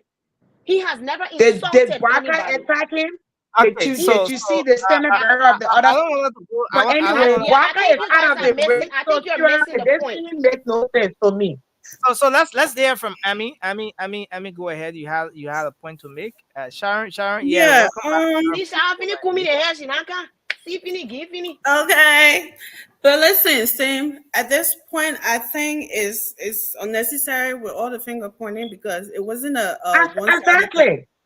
No, it's not. It wasn't a one-sided thing. It was everybody going at each other. But that's what I'm saying. So we shouldn't have done it in the first place because we never would have gotten here. But it is over. We cannot go back. Talk about it to move forward. We can't sweep it under the rug. We can't sweep it under the rug. This is something that we have to talk about that is not necessary. So that way, 2029, when we are gearing up as young folks, but we don't have the time right now. We got less than 2 weeks. We don't have the time. We're not going to take 2 weeks reconcile when we're supposed to be talking to the border. Christina, you are interrupting, ma'am. Let's do this one at a time. So, like I was saying, so it was a punching thing coming from both sides, and if you can really be honest, Omen Barker had the hardest punches from all these politicians, and maybe it may not be the person, the candidate himself, but all their surrogates, he had it worse, and he had never said anything denigrating to any candidate either. It was always the surrogates that were going at each other. It was never the candidate himself going after anybody, and I don't think we should use that. It happened even here in these United States that we live. You know how politics gets dirty. At the end of the day, whoever wins that nomination, everybody gets in line and to support that candidate. Because why? That main goal is to take that White House. That's what it is. And the CPP was a group effort. It can't be a one-person thing. And I know my ANC people always blame Joe Barker and other people want to play politics, but Joe Barker, these are grown men and women in the CPP. You can talk to someone, but you can't make them to do something if they don't want to. You can't be that bud to do something if they don't want to. So the fact that he had all these meetings or whatever went on and nobody agrees, and everybody, he wasn't able to put a CPP together. They are not his children. He can talk. He can play his leadership role, but it left on the table. So at this point, I just want for all of us, like you said, when you came on your opening statement, well, we all love Liberia. Nobody loves Liberia. But we all agree that George Weah was bad for Liberia a couple of months ago. He still is. He's not any better. So that's let's 10 seconds to Amy, right? 10 seconds, only 10 seconds. But Amy was not asking a question. I think she was making a comment, right? JMB did not. Yeah, so let's have this going across so that right. I just wanted to clarify it on the show. They're just sitting and looking at a few persons talking, right? So I want this to go across. Yeah, I want this to go across. JMB did not at any point denigrate anybody. That's somebody that out of politics people respect. People love him. They respect him. But his folks did that to people. JMB is not the one out here crying for second round. The same people that denigrated people are the same people out here.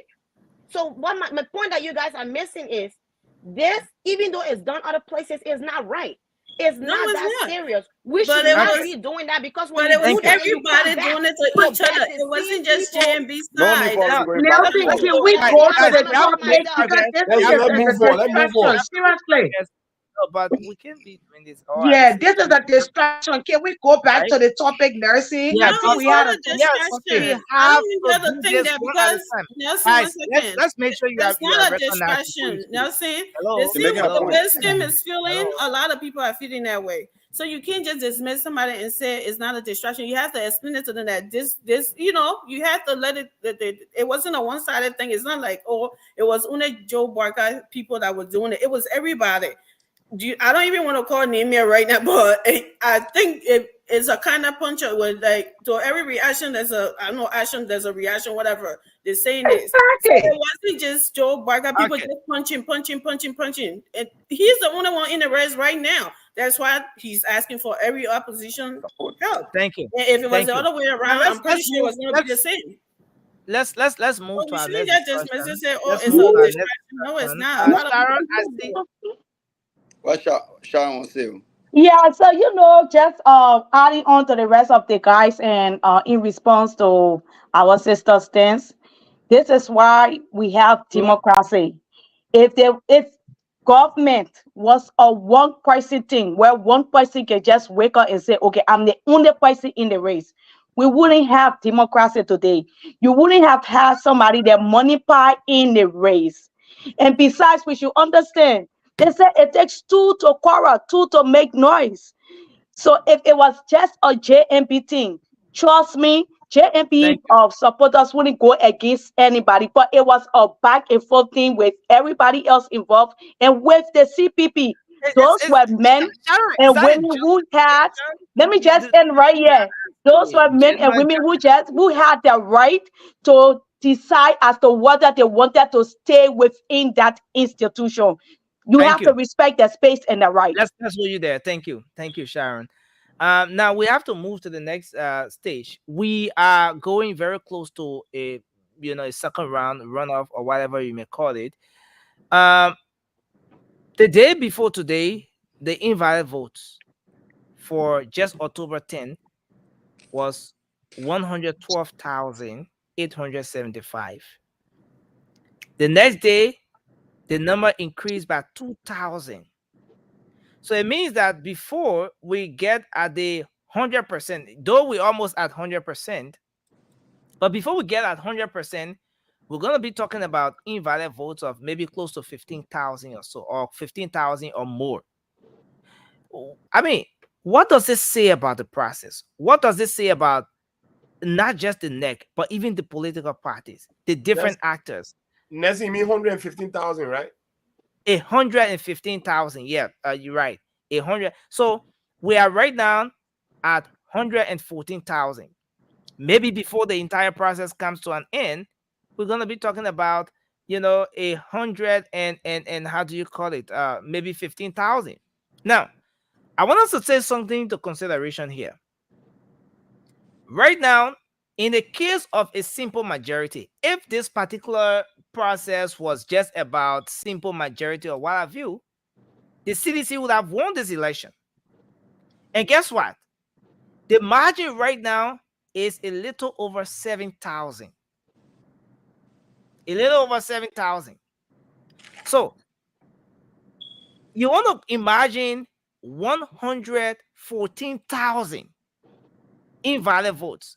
That's a sufficient number that can make anybody to win in a simple majority. Simple majority, just one vote can make somebody to be a winner. At least to talk about 114,000. Now, the other argument was, assuming we were to give the 114,000 invalid votes that we have now to the CDC, for example, the CDC will not win. To the Unity Party, the Unity Party will not win. But this is a different case. What can we say to this whole issue about invalid votes and what the all of the different parties can be able to do about this? We're gonna start with you, Mickey, and then we move on to. I may gotta start before because I get But I'll still join the show later because I gotta go. Okay. Let's take more about General guys. Yeah. Let's take more about. Want to work? I will come on. Yeah, actually, all we need to do just we need to educate our people how to vote, because at the end of the day, all the numbers that are out there is just a waste. And I believe within myself, right? All those numbers is not only I want to say it's not only invalid vote, but I think there was something went on, like to not add certain number or something went on. What do you mean, Mobile? All your political parties are represented. Okay, let me be specific. It's not a blame, right? I'm predicting. It's not a blame, but I'm predicting. I think within my mind, right? Something went on. Something feature went on. Meaning, maybe JMB got a lot of votes. Like, okay, you know what? We can take some of her vote and make it out of invalid vote. If possible, it can happen. That's a mad point. That's a mad point. No, listen, that's his point. But again, we can discuss his point. I mean, this is a conversation. I want to ask you, Mother, how possible is it for you, Mobile, to have your pool washers in the room? The people you trust, and you paid to go and wash and man their votes and wash the pools, to have their eyes open so that nobody will tamper with that vote. Listen, right? Listen, I will not. Listen, even in Maserado. Yeah. Okay, even in Maserado, right? Certain era I can remember somebody went and was taking voting card. That leader, Look at look at the west, the southeast. Look at the southeast, right? You see a lot of people over there. Unity Party now saying the auntie don't even get put washer over there. That was vigilance. So within that process, look, in your own sense, right? Who will get 5, let's say 1,000 votes, somebody gets 70,000 votes. It don't make no sense. But end of the day, we know what went on. That's the reason why we'll come on the platform every day. Mama, what do you think went on? What do you think went on? There was a fraud. That's what I'm explaining to you. People take. Mother, just give me 10 seconds. Me answer. No, don't jump in more about 10 seconds. You have the time. So we're coming to you. So within our process, right? People taking people voting card. Probably okay. For example, the people that you get Apeton or what the lucky ones and Joseph Boaka. When you look up between those lines, there was a number. It was there in the line. People say it was for Apeton. I saw that all up paper. And I was like, huh? In your own people they're shaking the Apeton, which of course you are being for Boaka. But end of the day, we're not discussing that because it's part. But what we can say on the platform, we educate our people this time around how to use that term, how to use the mark, how to use the pen. Because you're trying to say more about that you fail to educate the people adequately. Number one, I will blame the election commission because when you ask us, you never answer that question correctly. It's a responsibility to send people on the street. 5 commissioners. Let me say. They need to educate the people. That's a job. That question one after another. So don't say no. That question when I answer to the ability of the Liberian people. Even me that I never like that question. I never understand that question. What you were saying. Because there's the reason. If you, let me conclude. If you send somebody, right? Like for example, we hear every day. We tell our people, we teaching them. Some people who on radio, people listen on radio, they'll be like, okay, you know what? I listen to the president. But when last you saw election commission educating people on radio or going on the street because they know their games. And by this time around, we papa that game will come with the reality. JMB will teach our people how to vote for him. Thank you. So it means that they were not taught the first time. But let's take Cindy. People are mute. They never educate our people how to vote. Cindy, go ahead. Let's hear you. Let's hear you on this. 114,000. Then you don't want me to. Remember, they're going around. Just be patient. Your time coming small. But let him just go with the queue. You saw Apeton, right? Apeton. Apeton keep on. So nowhere he keeps somewhere. Cindy is the Apeton right now. So Cindy, go ahead. Let's hear you. Apeton a hacker right now. 114,000 invalid votes. What does it say about? When Cindy we take Apeton, I think come on let you know. Look, the issue of invalid vote is not new. It happens in elections. But yes, I mean, it's shocking and surprising to see the amount of invalid vote in these elections. I am not one of those that will encourage recount.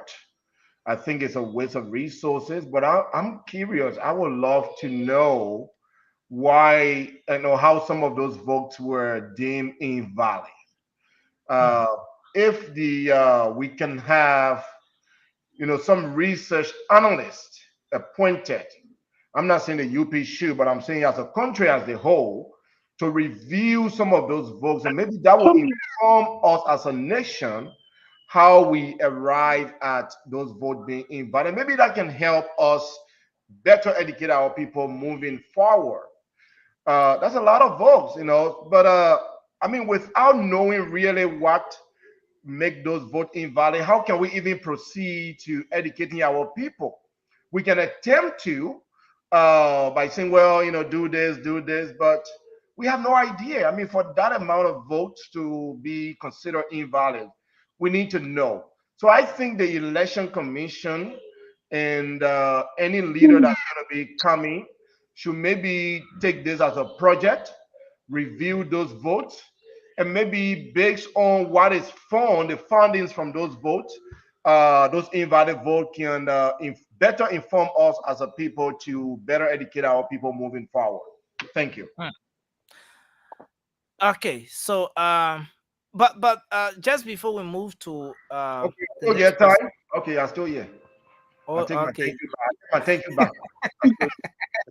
What do you think will be the impact of this particular number of invalid votes on the second round if absolutely nothing is done about it?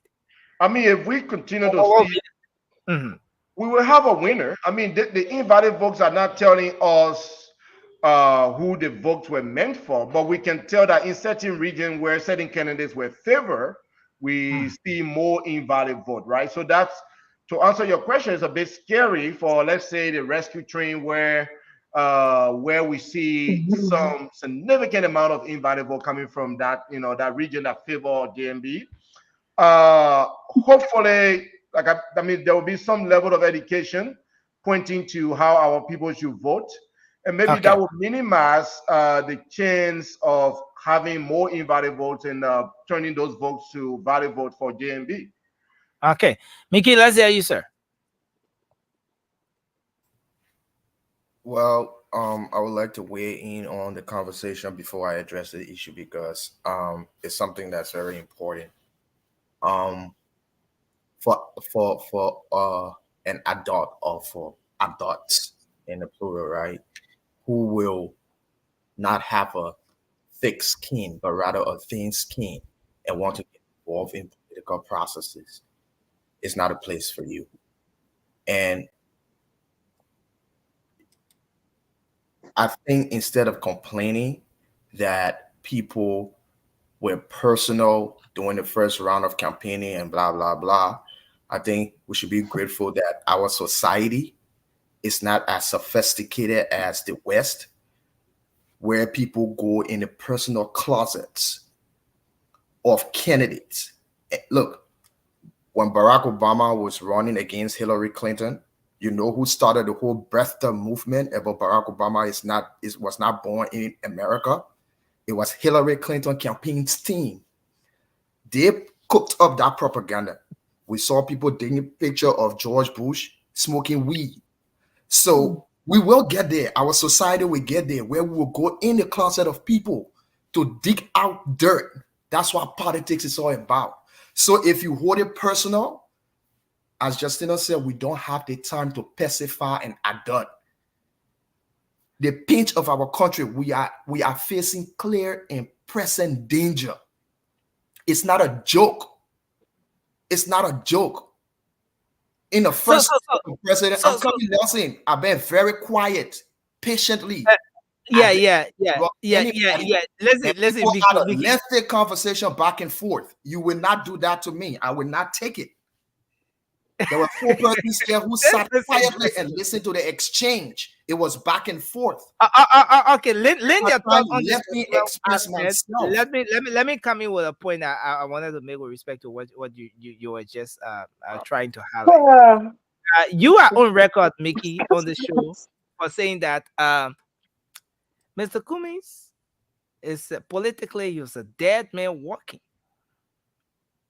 Dead man walking politically. You said that. You're on record. Maybe I should extract that portion of the tape and play every day before the I'm show not going starts. to retract that. But yeah, so your statement, despite what Tim said on the show, you're maintaining. You're not withdrawing that statement. You're saying that you stand by that statement. Despite you want us to go to a second round, and you think we need Mr. Cummings and all of that, but you stand by a statement. Listen, Nelson, let me tell you something. I live with this maxim: love cannot blind truth. Have I not been vindicated? Cummings had 7% last election. Right now, he's struggling to attain 2%. Is my statement not vindicated? I'm not here to pacify people's feelings. Fact is fact. You only entitled to your opinion. You're not entitled to facts. Facts is objective. It's not subjective. So at the end of the day, we will get to that point where we will go dig in the closet. Look, you can't want to preside over a nation of over 5 million people and you want people to treat you with kids' glove. You joking. So you should be grateful that we didn't go in the closet of these people to dig up more dirt. And we will get sophisticated. Our society will get sophisticated to that point. So if you have a thin skin, then stay out of the race. We're not here to pacify people. As I said, we are faced with clear and present danger. It's about the soul of our country. So if you don't understand the reality, every leader, they take their first term to fool, at least if you don't mean it, you try to fool the people. Then your second term, you try to do your diribada, what Ellen did. But if somebody can mess it up during his first term, what do you think is going to happen during the second term? And then we have people coming here talking about, you hurt my feelings, you do. We don't have time for that thing. So if you don't see the danger your country and people are faced with, and you want people to pacify your feelings and satisfy your emotion, you joking. Let's move forward. For the issue about the whole invalid vote. Invalid votes. If anybody 14,000 in their right mind will sit and believe that our people coming fresh out of Civil War, 1997 election, voted overwhelmingly with less of the invalid vote that we have today. Now today, where people are more calm, you understand? Where look, that thing was cooked up.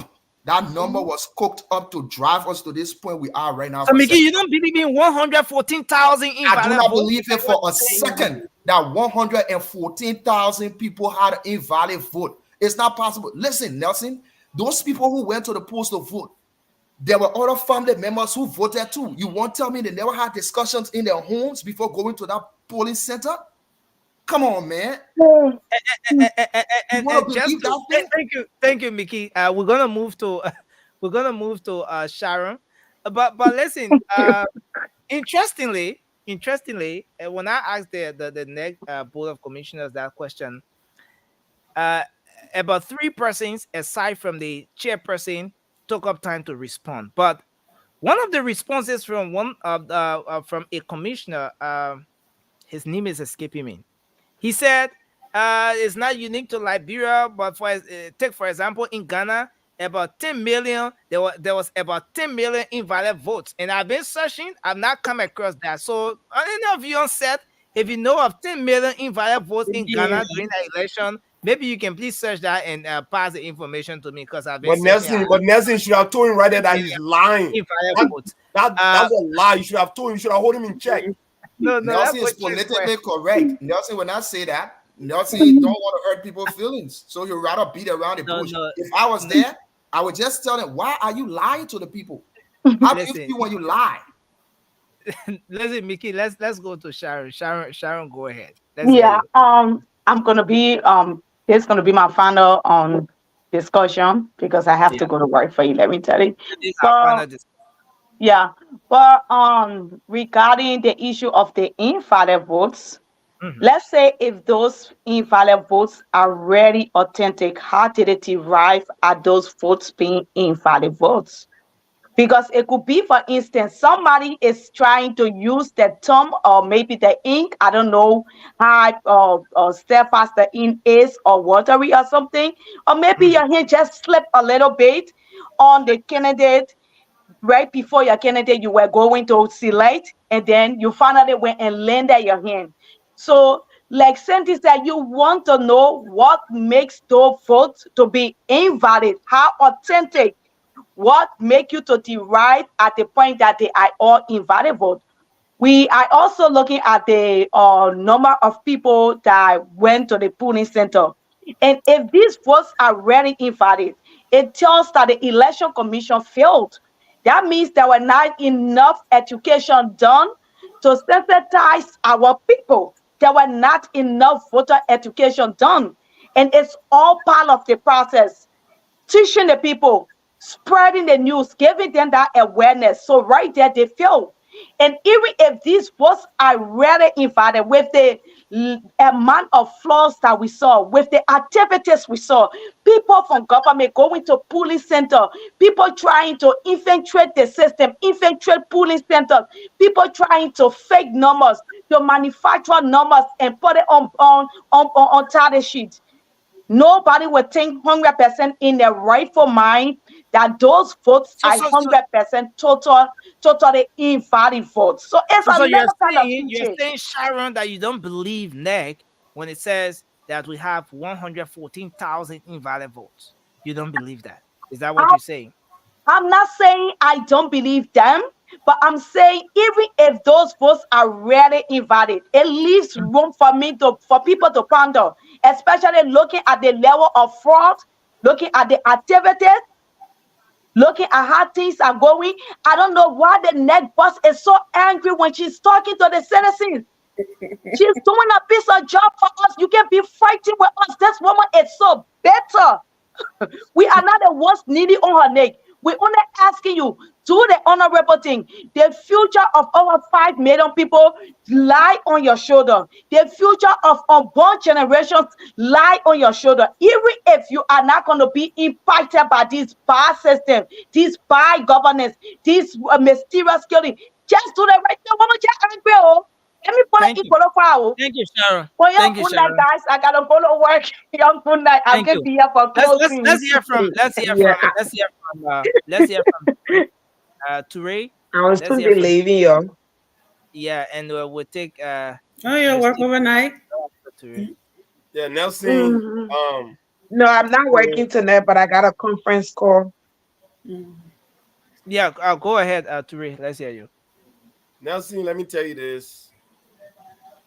I pray that there'll come a day in Liberia where our personal interests will find a way to suppress it for the interest of a nation.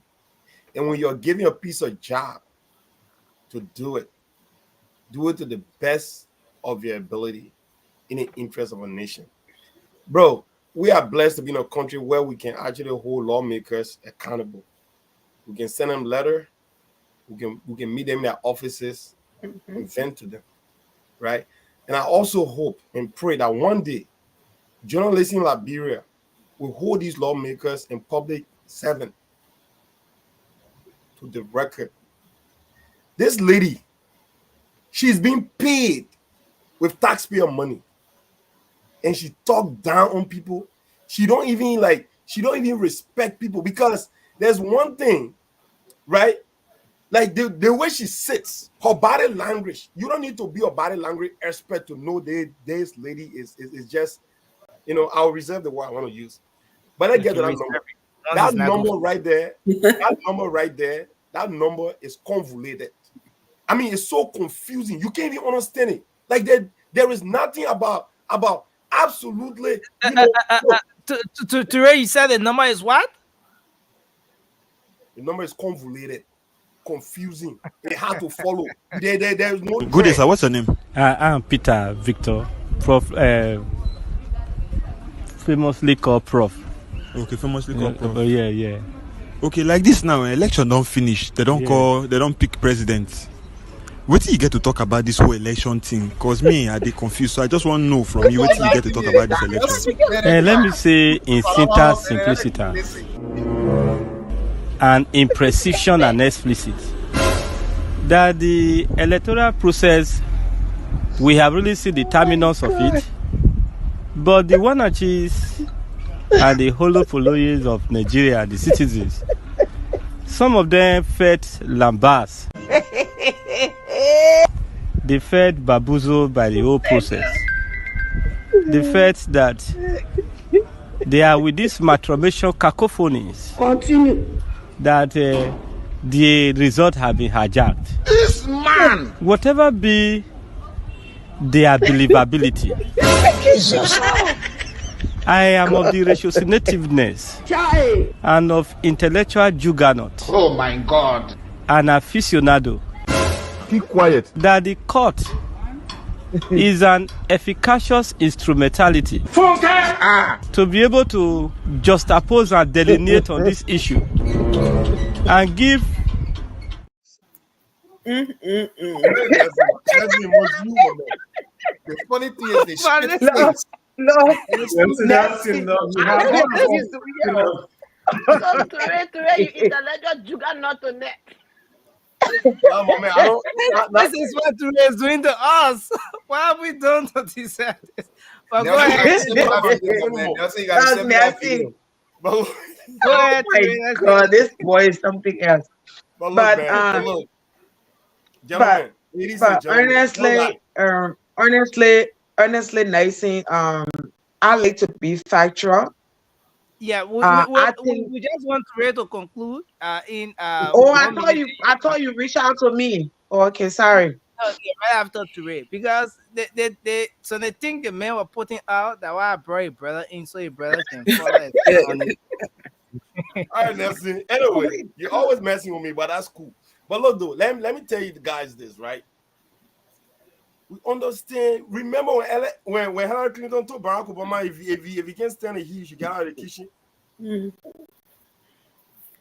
2018.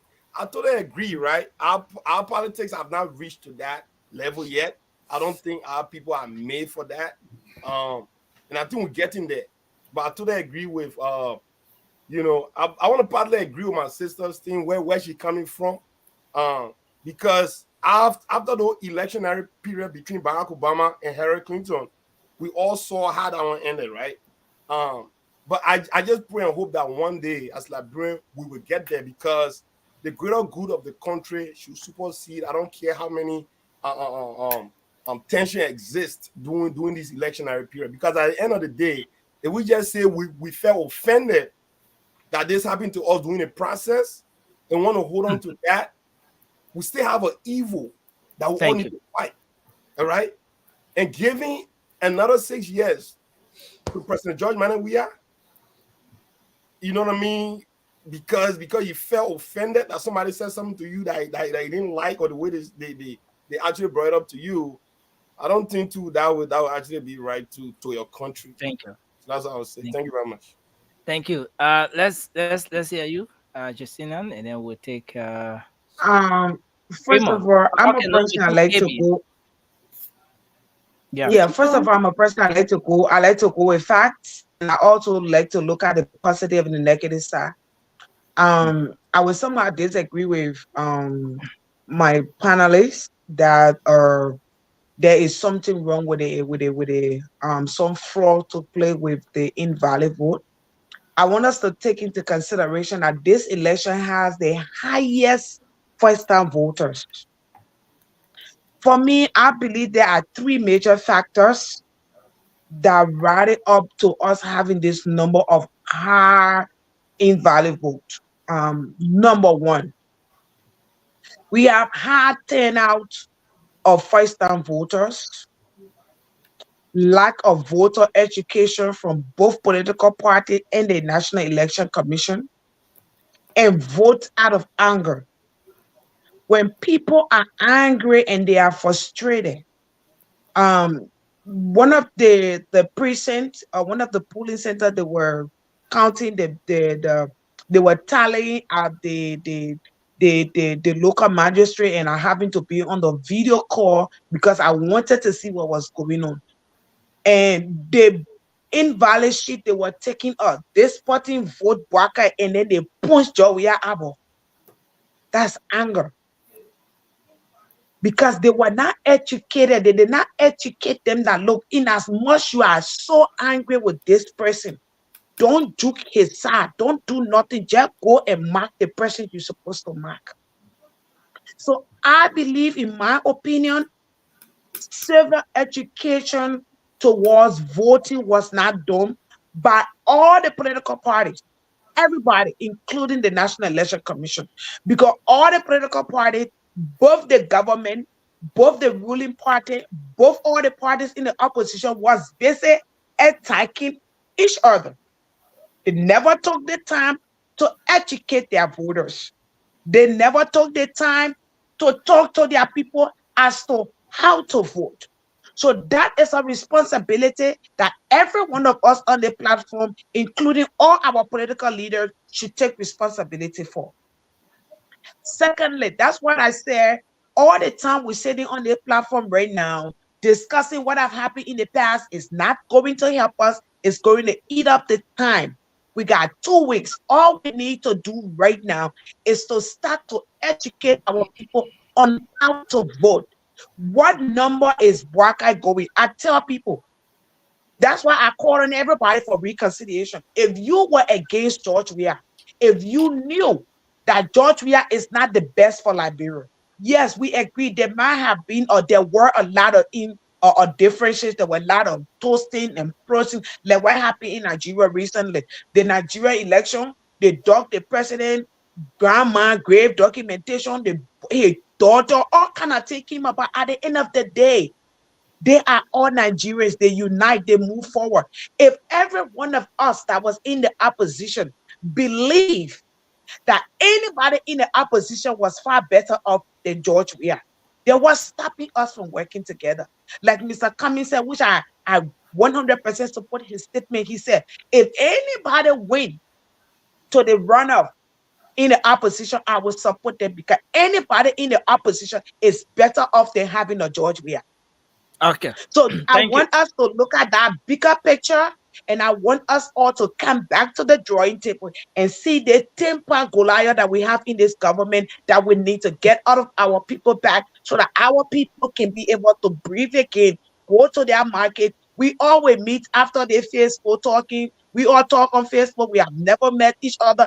But one day, we will always meet and we will laugh. Oh, so that means you are talking to like that. Oh, yeah, you care. Oh, you poor. But at least let us put our country first at this particular moment. Let us let go what has happened. Everybody is disappointed. It's hard one way or the other. But we have to let go our feelings and let put Liberia first. I was so much affected by this election. I was so much affected, but it is not bigger than what Liberia needs. Liberia need me right now. And so working with people within the opposition for us to make Liberia a better country, I'm advocating for war and economic framework. And as long I can have Joseph Walker agreeing to that and to the UN, I'm on board. If you believe in justice, please come on board. So my sister sitting back there in the white t-shirt, I'm sorry it will offend your candidate, but I want you on board. Thank you. Thank you. Wow.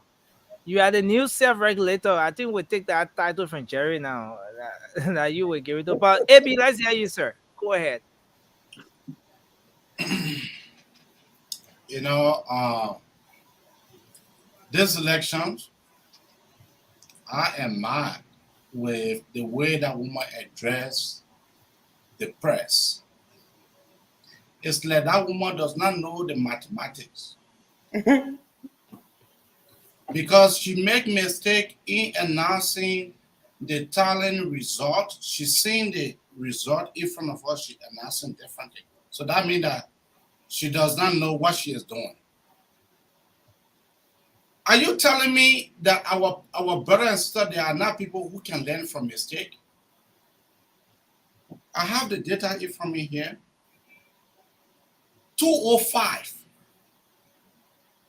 2005, general and presidential elections. The invalid vote was 3.85%. 2017, the invalid vote was 5.39%. So what is David Brown Lassan telling us? So to me, I strongly believe that entire board of commissioners, they need to be dismissed. That entire board, they need to be dismissed, because this is a clear manifestation that they have not been doing their job adequately to the satisfaction of our Liberian populations. You see the first-time voters. I was thinking that the voter education will be higher. They will be able to give more time in educating our brothers and sisters in the way that they should vote. Because this was not just a presidency. This was not just relating to the presidential elections. We have senatorial and representative candidates. So are you telling me that the invalid vote is only coming from the presidency? I would say no. It will come from the representative, both the representative and the senatorial candidates. But this is just to show that this woman, I've been making my research around West Africa. Around West Africa, Liberia is the first to carry that amount of invalid vote. Liberia is the first. So what they are telling us, in 205, what we just came from war,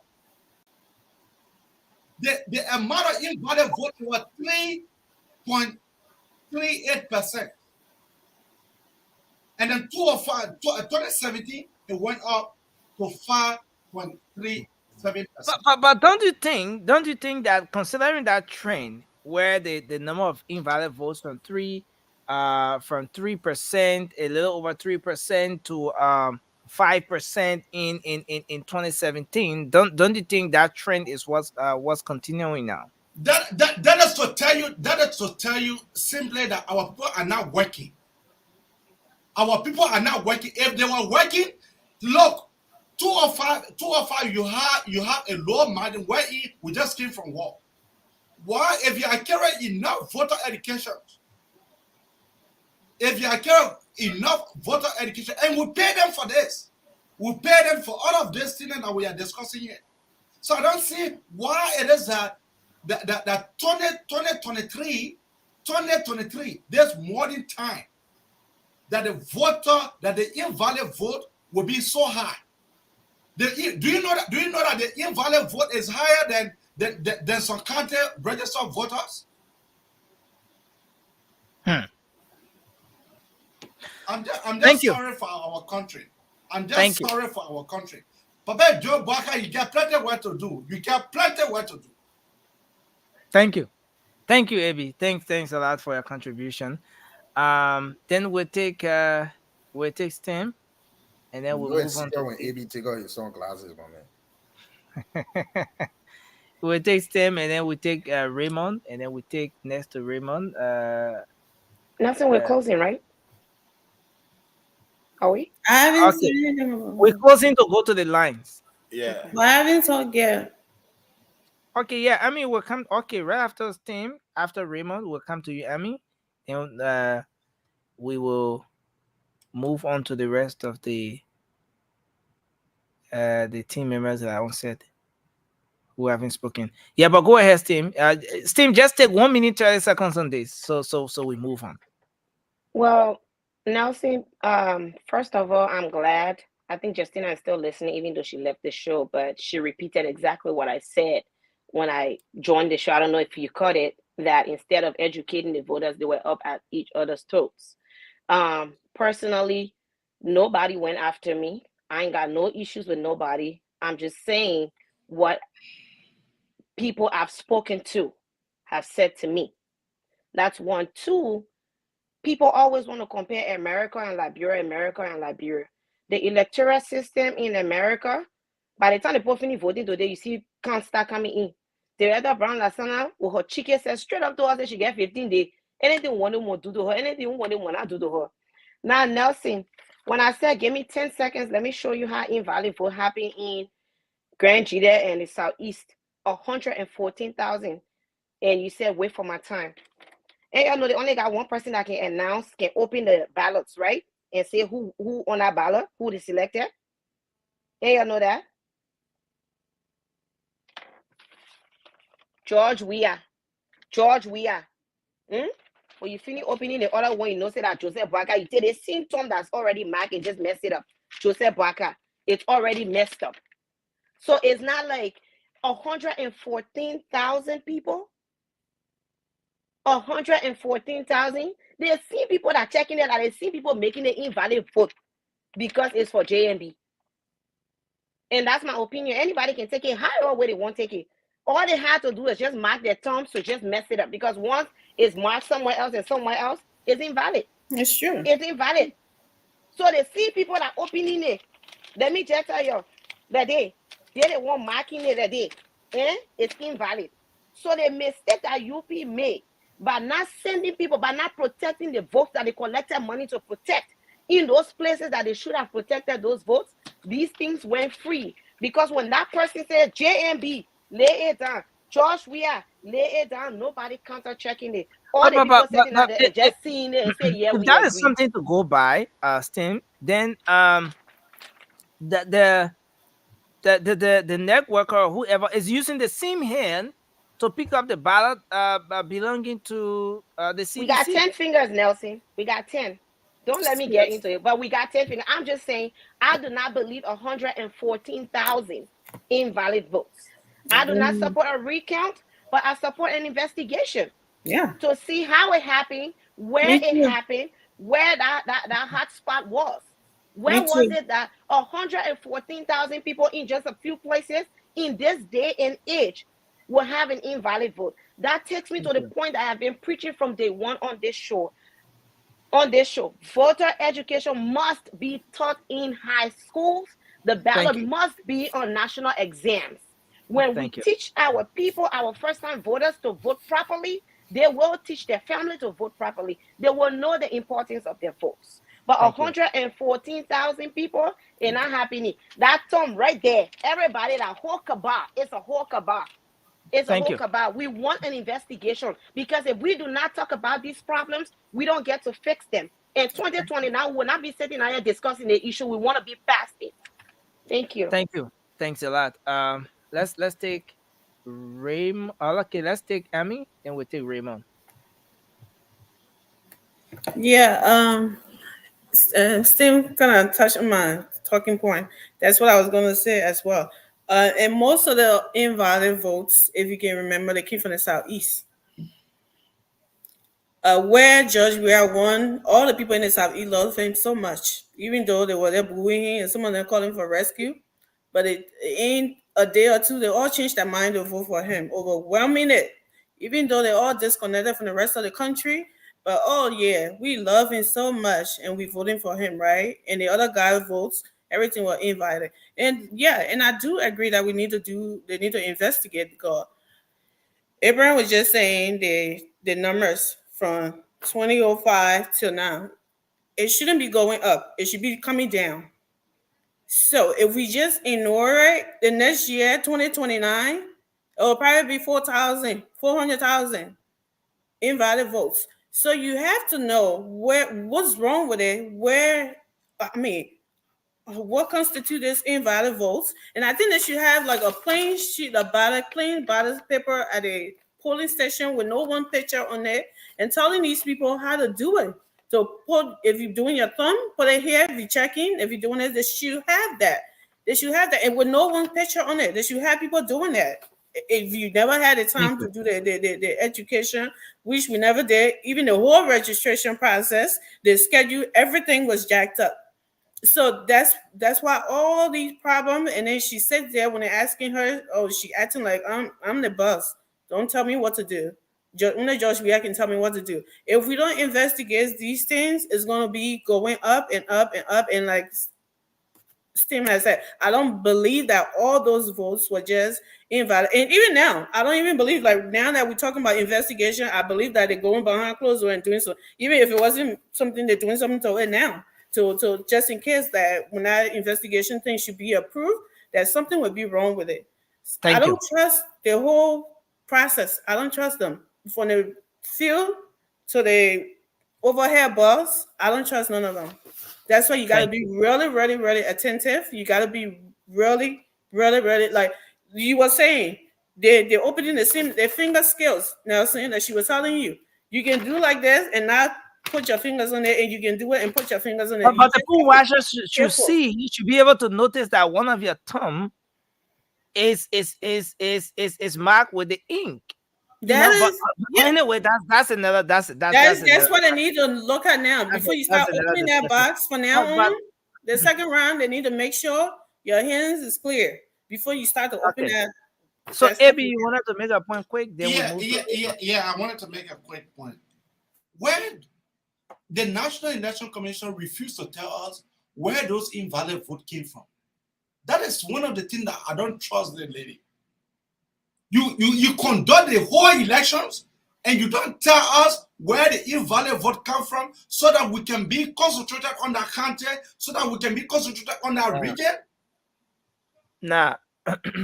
Okay, Ture, you want to make a point just before? Yeah, look, that is a very solid recommendation that we can make to you know what I mean, to the party heading into elections.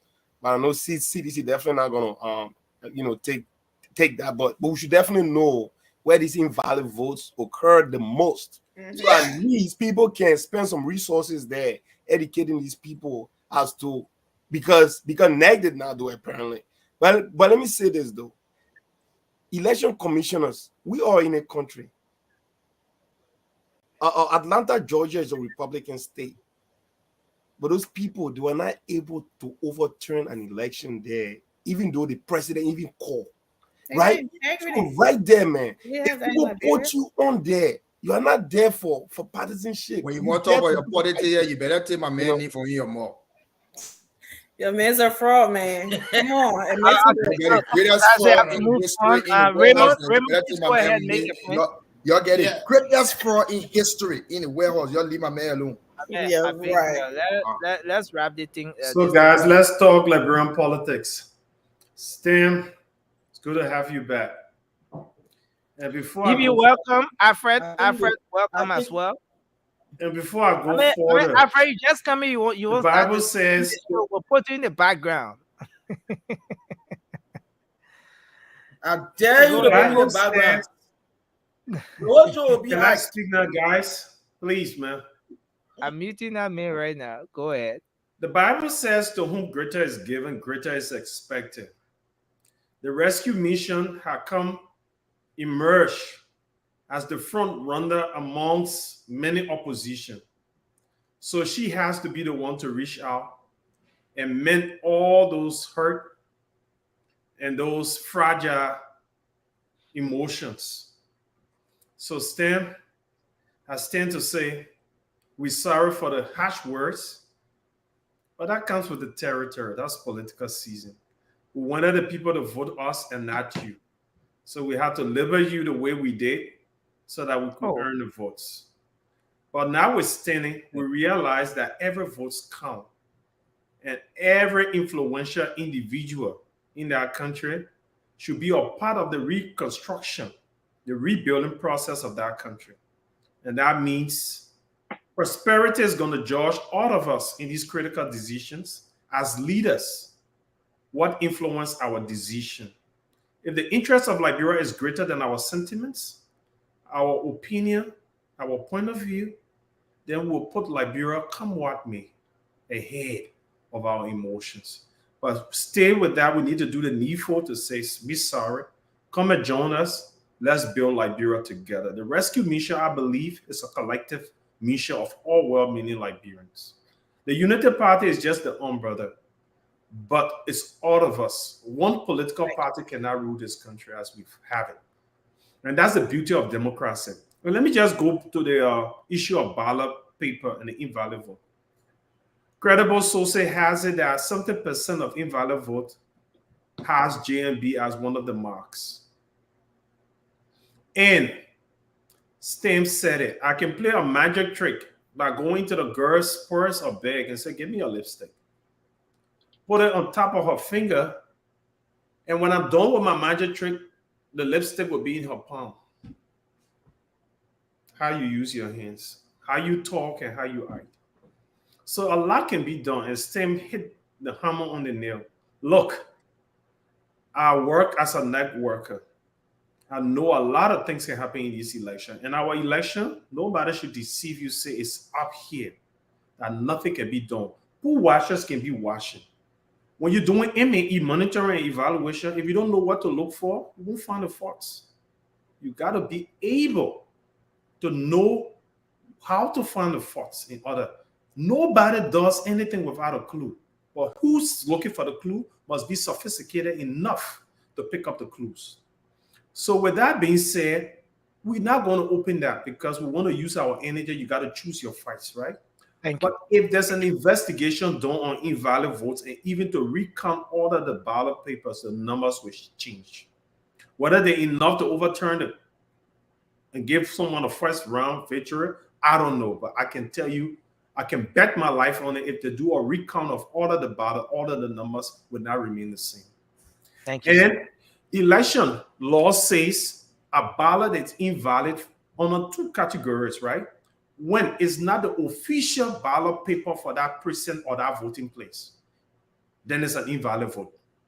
Meaning someone could do ballot stuffing. But I tell you what, the observation, Many night workers don't even look for that. You got to look the serial number and see the series, the range, whether it's for that. It was meant to be in our places. And even the monitors don't even have the luxury to read that because it's not legible enough. Thank you. It goes when you're doing recount, but it says that when the voter intention isn't clear on the ballot paper. And I know in these elections, the box that the guy that you should remain in, even if it crossed the line a little bit, some people made it invalid. Okay. So, and that's just wrong because the intention in that instant is clear. It's just the means, and we know all of us not very literate. Our country has something percent illiterate rate, so you're gonna have these things. But with that being said, Stan, please come on board. Liberia matters. The issue of the drugs still remain the same. The proliferation of, massive corruption has remained the same, hasn't changed. It's not going to change the next 6 years if George Weah is elected. He unveiled a $500,000 car, $500 million vehicle on the last day of campaign. All these things going to get worse. So if Liberia matters, let's come on board and we all can serve and rebuild. And I want to disabuse the minds of Liberians that government is a place for luxury.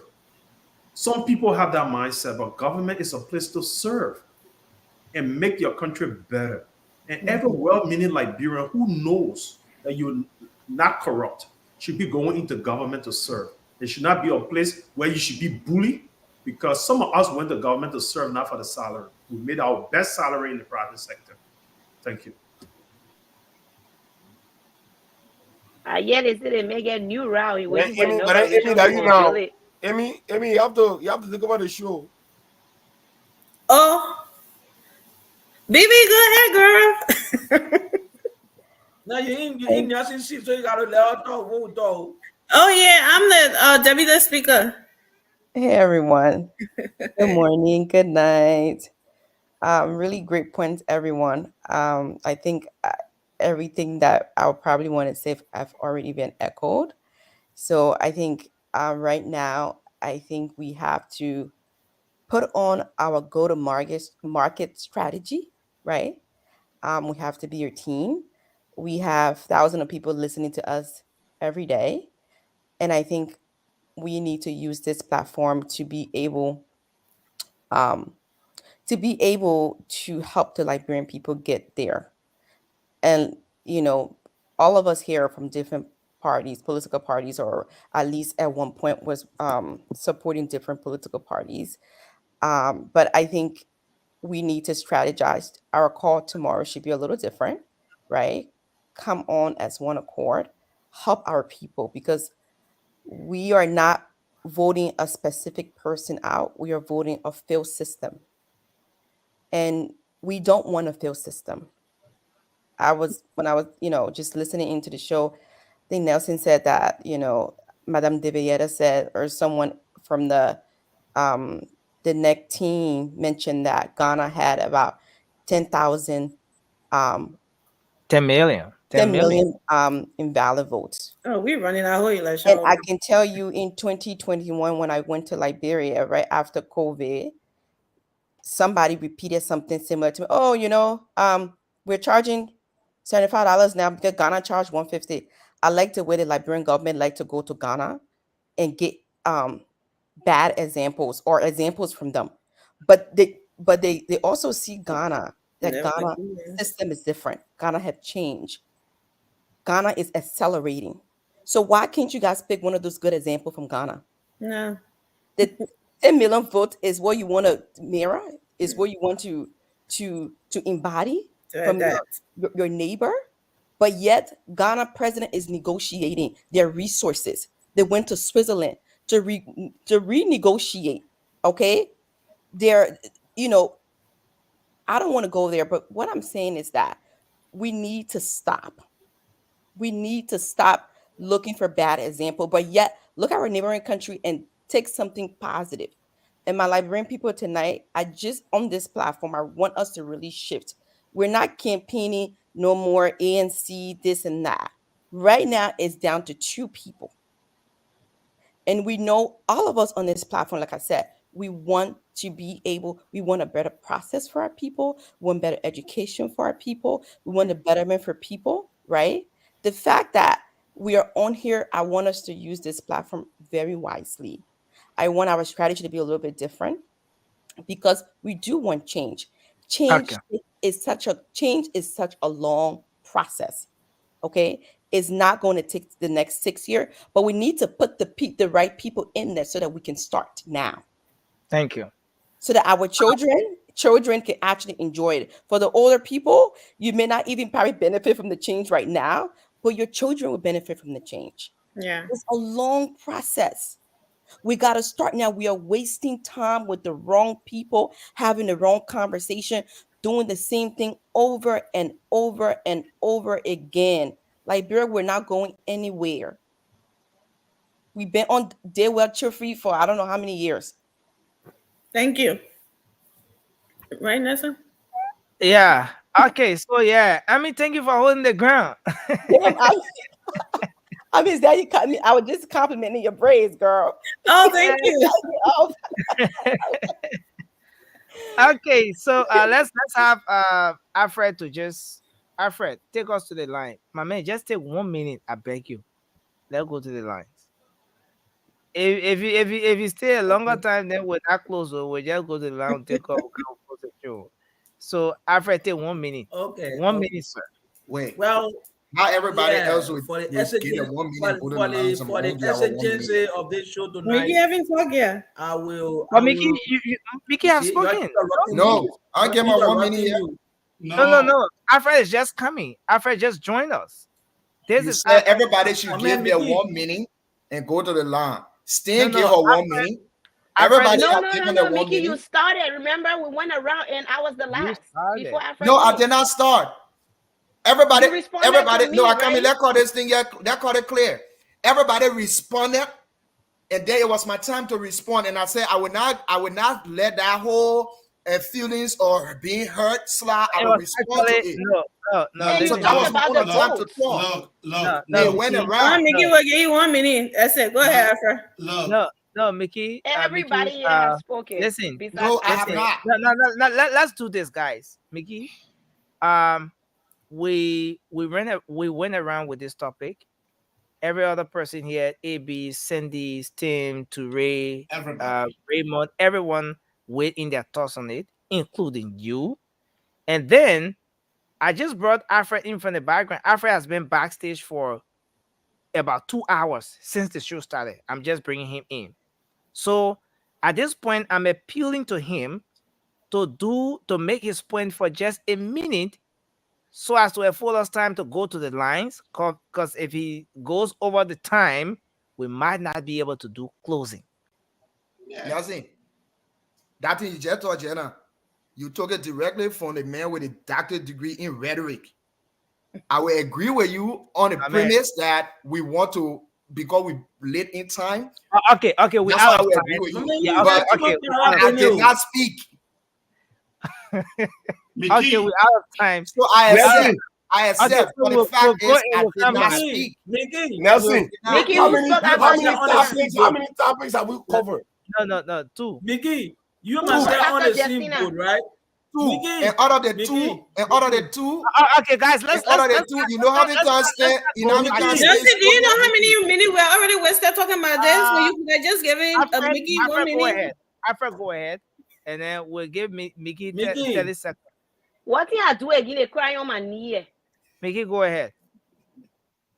No, I say I accept. Play my for the sake of time, I waive it, but I just want you to know that go ahead. We don't have time. My man, you're making me to lose my train of thought, Mickey. You must say on the same boat. Why you give me the safety? Lord cannot blind truth. I keep telling you that thing.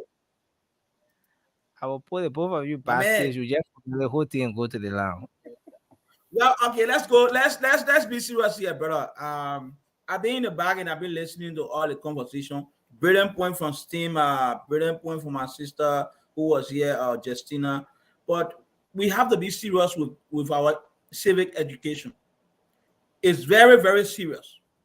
Because if we can go to an election and people are trying to backtrack and start talking about 2006, we had a amount of invalid vote, 2011, we had a amount of invalid vote, that is not practical. We should not be looking at those bad aspect and continue to go. And my sister BB say we doing things and expecting to get a different result. It doesn't work like that. We want to know what happening with these invalid votes. We need to know.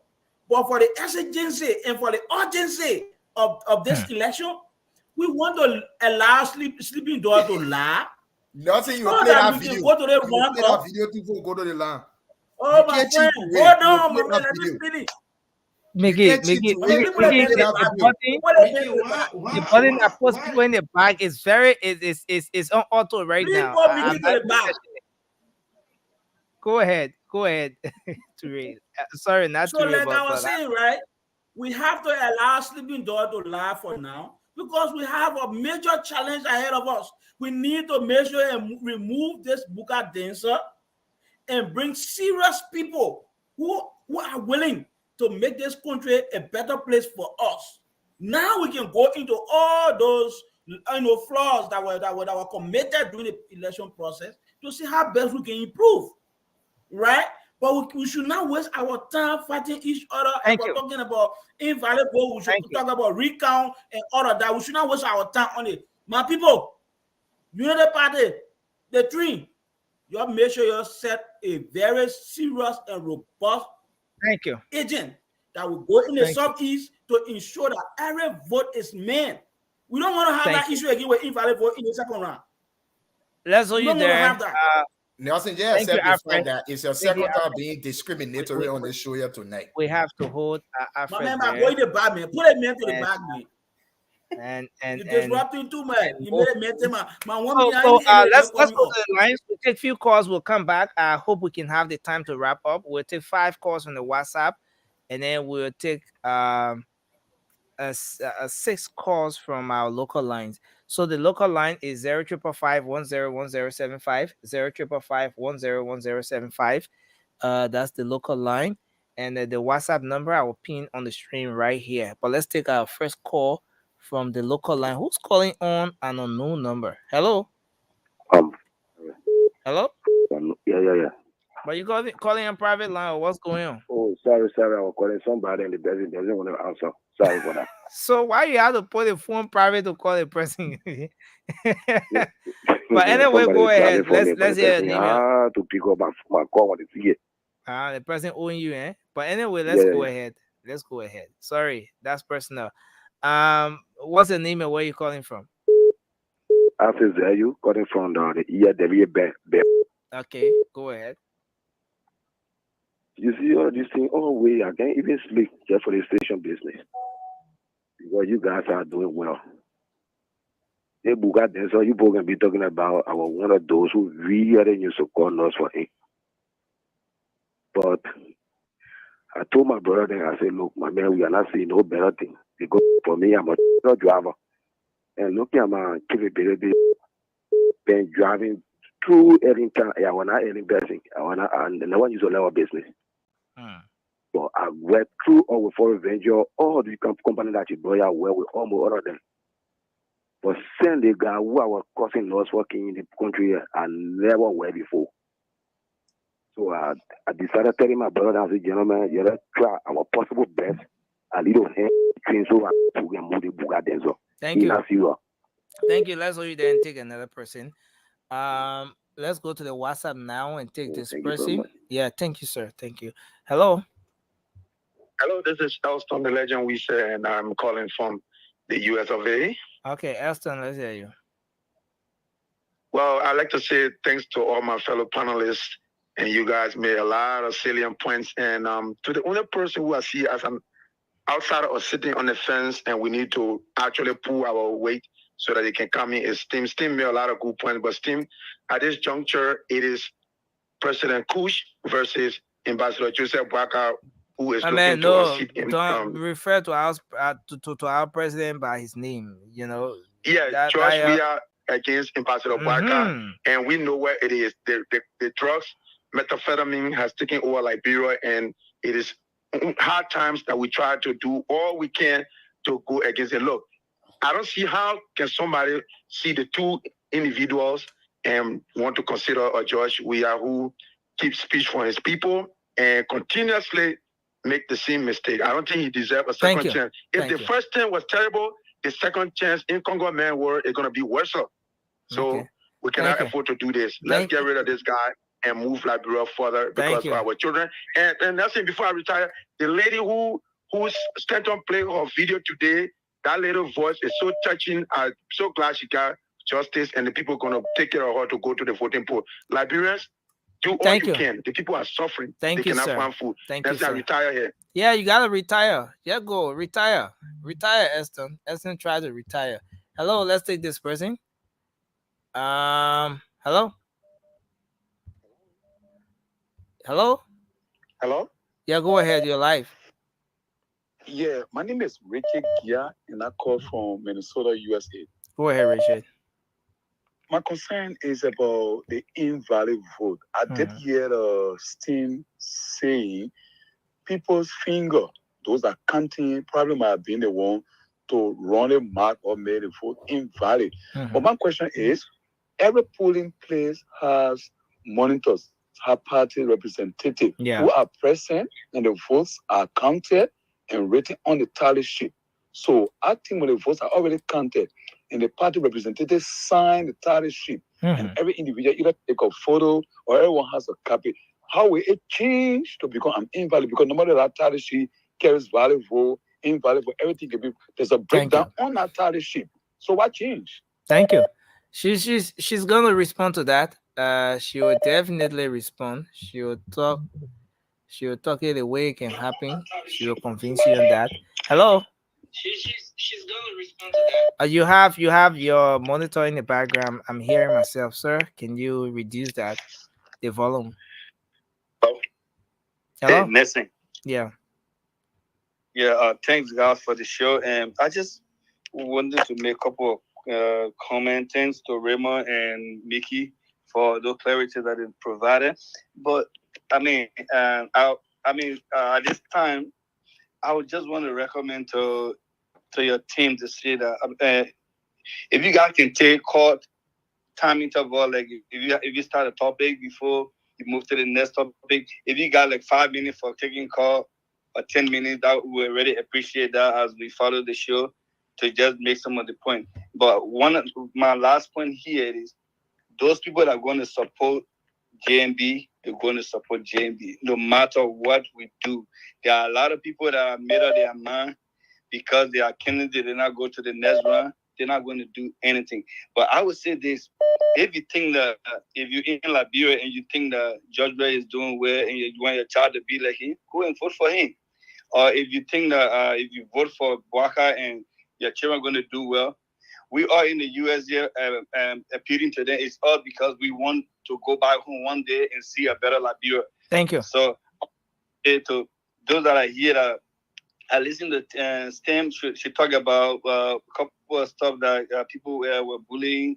They are candidates, but in the same manner, people from Dr. Monumba camp did attack JMB a lot. Like someone said on the show, but one day we never heard JMB attacking this candidate except George Weah, who was his opponent. And I think he played that maturity by only attacking the president who he wanted to remove.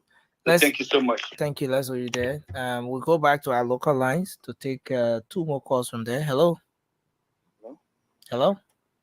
Hello. Yes, sir. Go ahead. Your name and where you call from? Yeah, I call from around here, David Junction. Go ahead, sir. Quickly. Let's hear you. Oh yeah. This whole election, we noticed that the referees in this election have been the problem. So I see that if the runoff come, meaning that this lady should be as she should sit as and somebody come in and run runoff election. That is my suggestion. Okay, thank you. That's what we didn't take this person. Hello. Yeah, good morning. How are you? Yes, sir. Go ahead. Thank you, gentlemen. I'm just following you, but sorry, the question I'm going to ask. I don't know how many of you are there up to 50 years old now. But that's what the media want to talk about. This election that we're looking at, they have given me different beliefs that, like, we always talk about 30% of this power should be left for the women. But right now, from this election we're having because of the chair lady, I really would not support it if it comes to referendum to say give 30% to the women. I got different beliefs. I would never, if it come, I will oppose it. I will vote against it. But the election that we are going through now. So no. Before you go to that next point, are you going to use the errors or quote unquote underperformance of one female to want to judge all other females out there or deprive them of the opportunity to serve their country? Is that what you're saying, sir? Thank you. That is not depriving them. You know what? In our days, I was in the Kanaka, and some of the women that I know, they were brave. They stood firm. They could challenge the men, even in classrooms. Because if we say with the women, we should give them this. This would be what. Just imagine this lady. The lady are just like the men. I'm not against it in any way. They're our mothers, our sisters. But for what I see this lady do, look, we must fight all of us. No matter what, they cannot be less. Just and will give something now. I mean, bread and butter. It will never be. I'm going to oppose it alone. That's my individual belief. Okay, I didn't call my name. My name is Robert Nwako, one of the old men. But I observe it and listening to you. This thing is hurting me. This election, all of us are going back to vote for Joseph Newman Boakai. No, we got to stand strong. I got children. I got my grandchildren. I got my great-grandchildren. It is their future, not for me. Thank you. Not for me. I'm a in this thing here. I'm hurt. So I'm talking it again. Let us vote Joseph Newman Boakai for our future of those children that we're having. Thank you. Thanks a lot, sir. We take the final call from the local lines. Hello. Yeah, hello, Nelson. Yes, sir. Yeah, I just want for the opposition to be strong. And if you look at the Southeastern, you need to send a team to be able to go there and make sure and train the pool washer and make sure and teach the people the best way that they vote wrongly.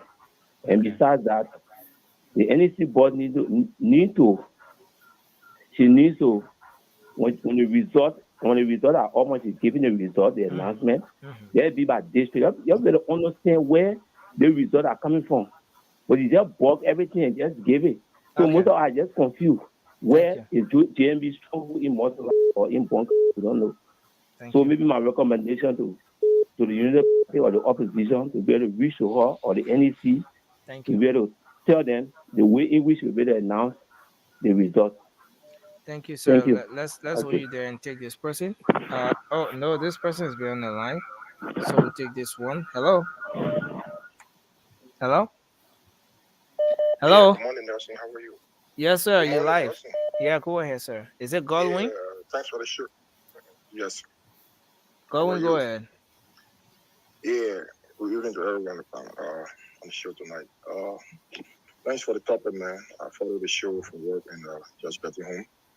And to some points, Nelson, I think moving forward, you have to pin the topic on the last few so that your listeners and those coming on the show should know why the topic is being discussed before they can come in, so that when they come on, they will know how to start and weigh in their points.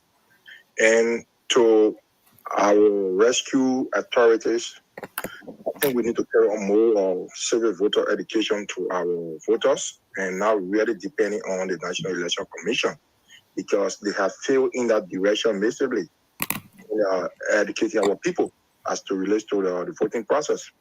And also to that commissioner who told our lies, I think he's a born liar, and he should not tell such lies again as the process goes on, because we all made our research, and I don't think so Ghana will have such invalid votes.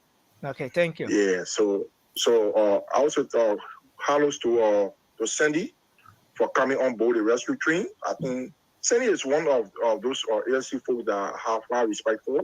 Look, giving his point he has been making during the entire campaign, and he's a real opposition person. Thank you, Sandy. Welcome on board. Good night. Thank you. Okay, so I'll just squeeze in the final call now. We go. Wow. I'm having issues connecting this person. Sorry. It's not personal, it's not intentional, but I just can't connect you due to some reasons. So, folks, we have to wrap up. I want to say thanks to everyone for weighing in their thoughts here tonight on the show.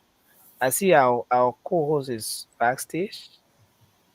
What's happening, Baba? How did you get here? I know Alfred come explain. Tired, no evidence.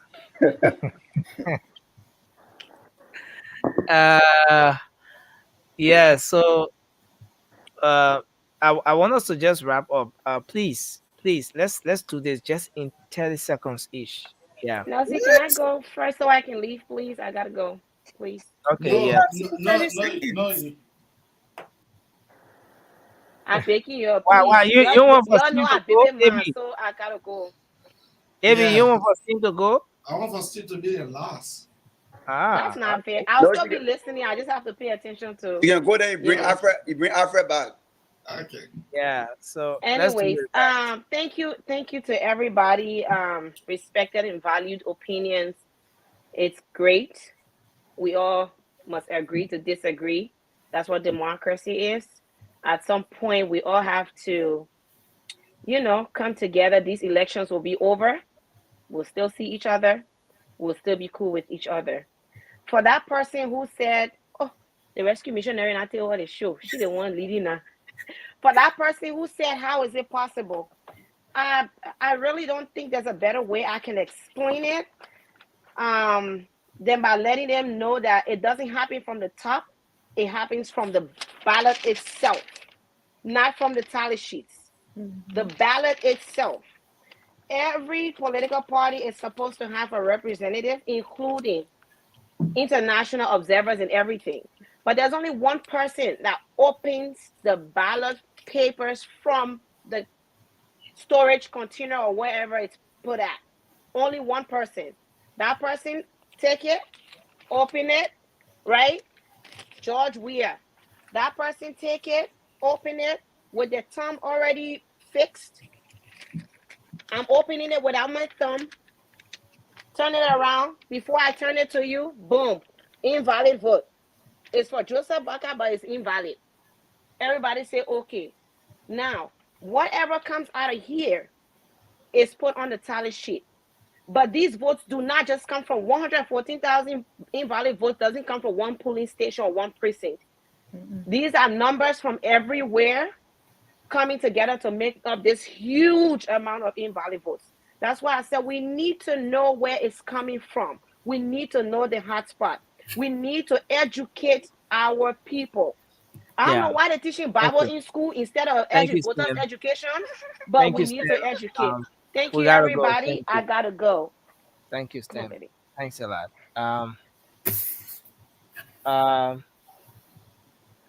Yeah, so let's take Ture. We'll take 30 seconds. Bring out man on or you to backstage. All right, my Labron people. I may explain tire, no evidence. I'm putting this in my jingle.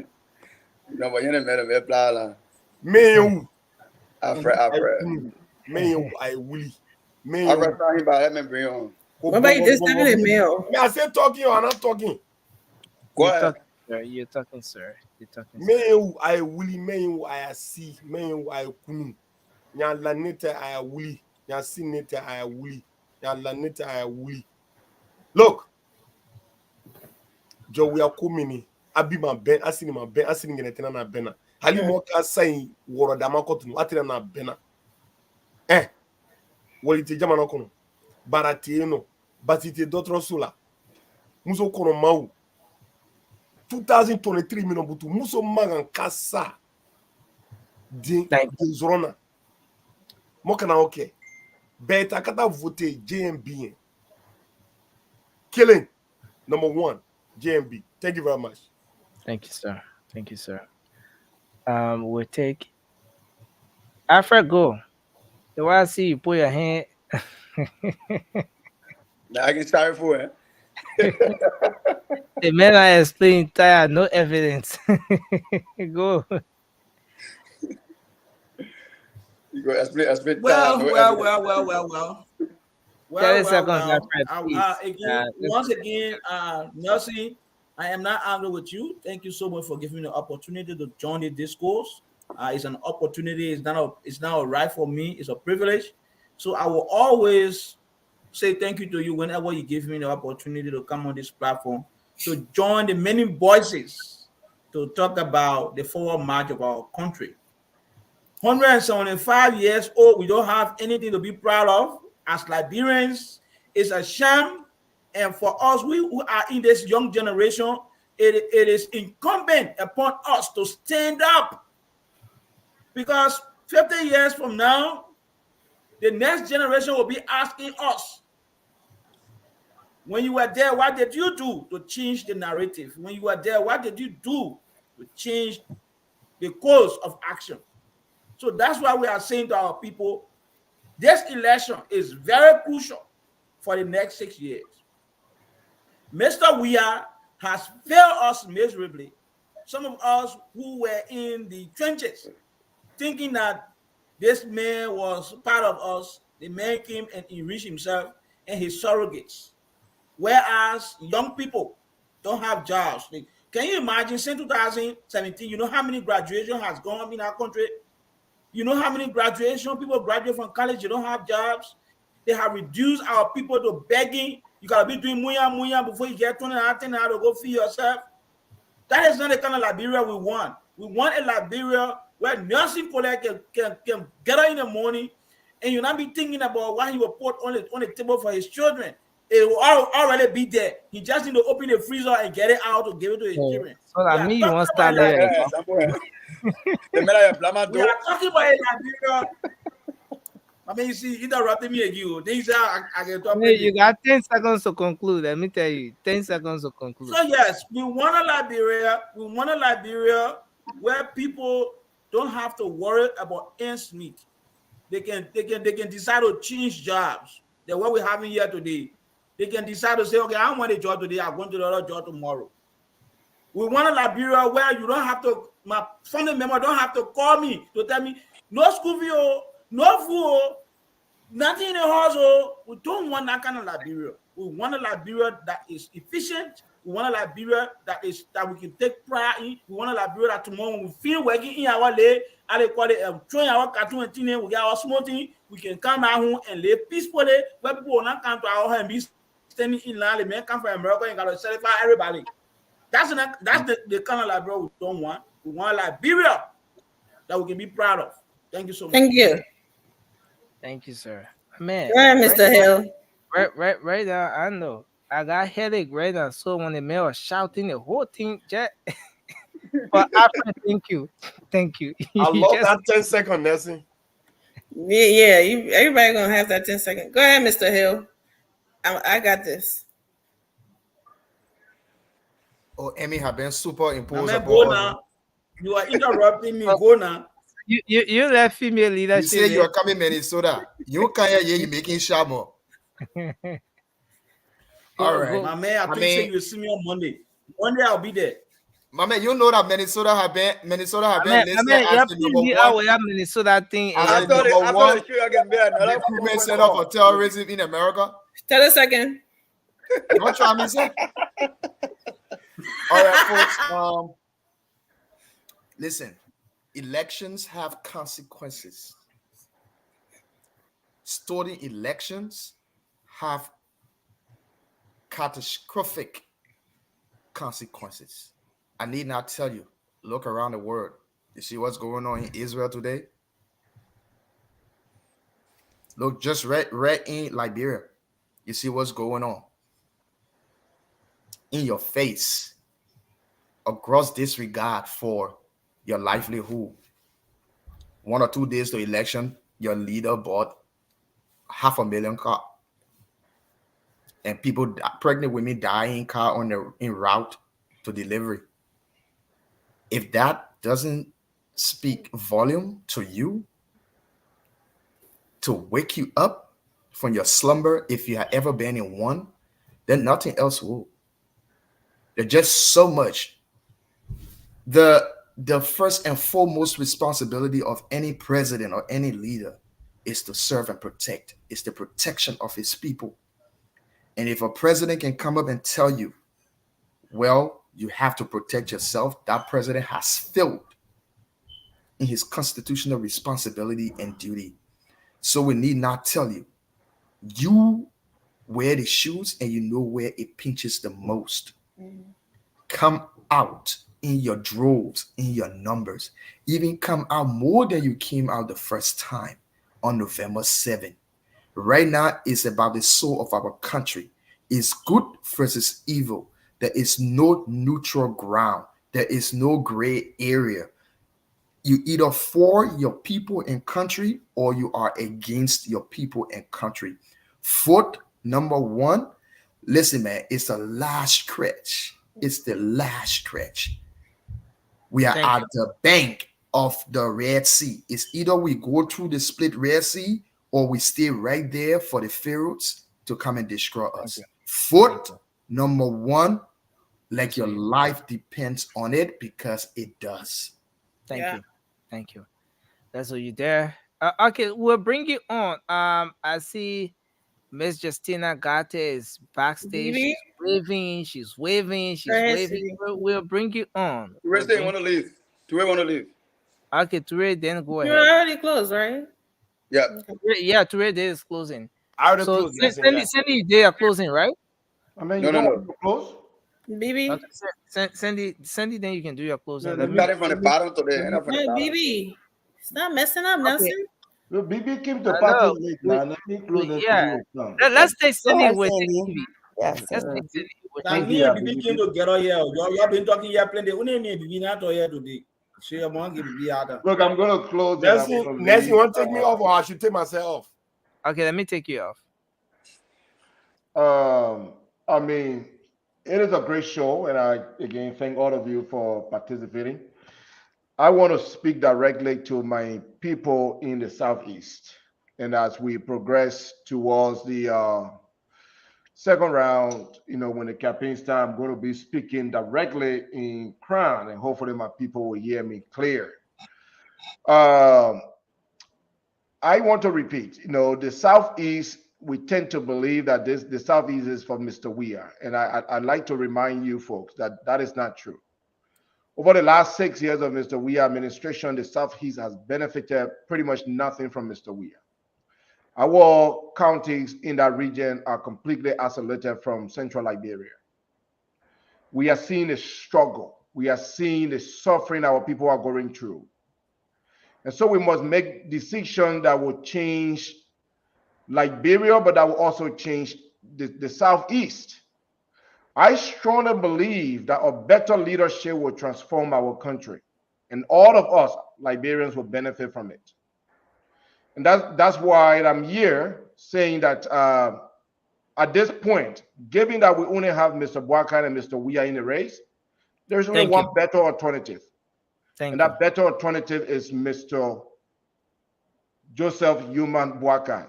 Does it start distracting me? So all of us should come out, and rally around the rescue train and really ensure that Mr. Weah is a one-term president. Thank you. Thank you. So we'll take BB, and let me set the timer.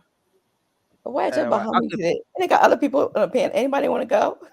Oh, okay. Yeah, I want to go. Okay, yeah. Justina, go ahead. Let's hear you. BB said trying to pull our talk together. I don't have I just feel like I was rushed the last time. Yeah, I want to talk to my people in Kisi.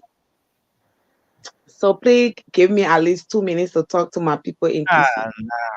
Nah. Okay, let's give you No, I beg you. It is important, please. Yeah, please, but I beg let's you. give you 5 seconds. We've overstayed. I beg you, 5 seconds. I can't. I will not even get the message there. Please, I beg you. Okay, 1 minute. Yeah, let's do 1 minute. Please. Kisia la wose. La sinama nyado ya kileni fuya. Mina dwaya princess le Kisia. Kani mina dwaya princess le Kisia o pale ning ibelu nyame nyona le nyenyele. Kemi aba chalilo mi gometi jowiya ondolo pere mi do dia. Mi American dadwa barama hunjalende mapu. Icho nya velo. Yandi keke ana. Ndena, tena na bomania, inyolunya. Election no. Me menya no kota tulang yandi la dua kwa tango me manula ne mi la voti fa lobo akai. Vana chelenda tondu balando wakoli. Kenya kisia me mi la do balan. Because bitila do balante vanda chona mamo. Ato di man dondu pila balan koli vanandwa hum asolundu balan koli. La foti toma falandunya ye mani. Nkele ke intonya nyolo how. Itonya yolo princess so lofa kante itonya nyolo. La balika. And for those who cannot understand the kisi as your crown princess of Lofa, especially a crown princess for the kisi, say your crown me. I ask you for anything. But I ask you to vote you say Nyuma Bwaka. This is my only appeal I get for you. In order for me to enjoy the crown till I reach that age that I will turn over to the next person. Yo, thank you. Thank you very much. No, that you print out. So we will turn over. Oh, you just getting to know? I'm a crown princess, you know. Mama, don't care about you. Okay. Do that thing. I will just leave the show. Raymond, go ahead. I can see the sling your He's sleeping now. Raymond, go ahead. I got this. But yeah, Raymond, go ahead. Raymond, you're mute. You are muted, Raymond. Okay. Our Liberian people will come here every night because of you and where our country is and where we need to be going. We want to thank you for the decisions you made, how you came up in your numbers for opposition, and you voted against this ruling establishment that have caused all of the corruption, all of... Can somebody mute? Can we all just mute? Yeah, because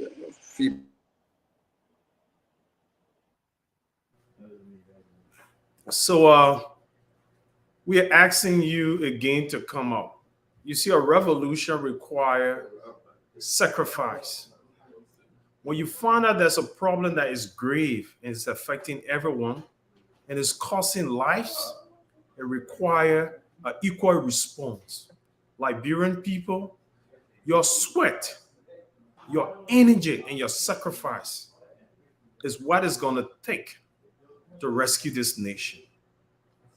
This is not about no politician. This is not about fame. This is not about popularity. This is not about anyone being the chosen one. It's about all of us realizing where we need to go and what we need to do. It's upon every person who once voted the rescue mission on an opposition to come back and vote again.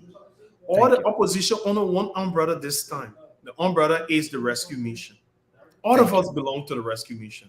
It's the opposition, the Liberian people in majority versus this ruling establishment that have brought kush, that have caused mysterious killings, that is doing corruption and causing the suffering, that there's no drugs at the very hospital, and too many bad things that we can't name all of them.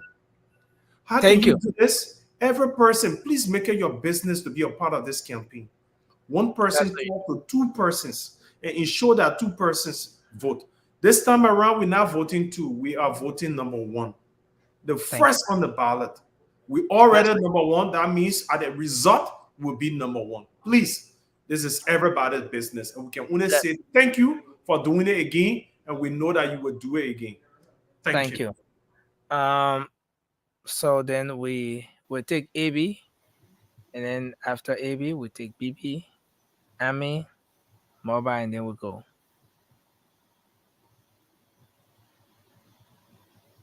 Yeah, AB, can you unmute? Okay. Yeah. Let me say thank you to our friend Ambera Nessie and all the panelists here tonight. You know, for me, I just want to be clear to our Liberian people.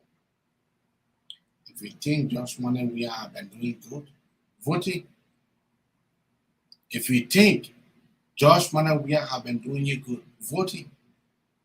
But if you know that your day have not been good, that your years have not been good, your weeks have not been good, vote number one. Thank you, Nelson, and have a blessed night. Thanks a lot. Thank you so much. Bibi, you want to go? Sure. Thanks everyone for the opportunity to be here tonight. My Liberian people that listening, I just want to encourage all of us, right, to tap into the change that we want, right? To be able to look at our lives right now in Liberia, right? Some of us not live in Liberia, but we have so many things in Liberia. We have family, we have businesses, we have properties, right? It's our home.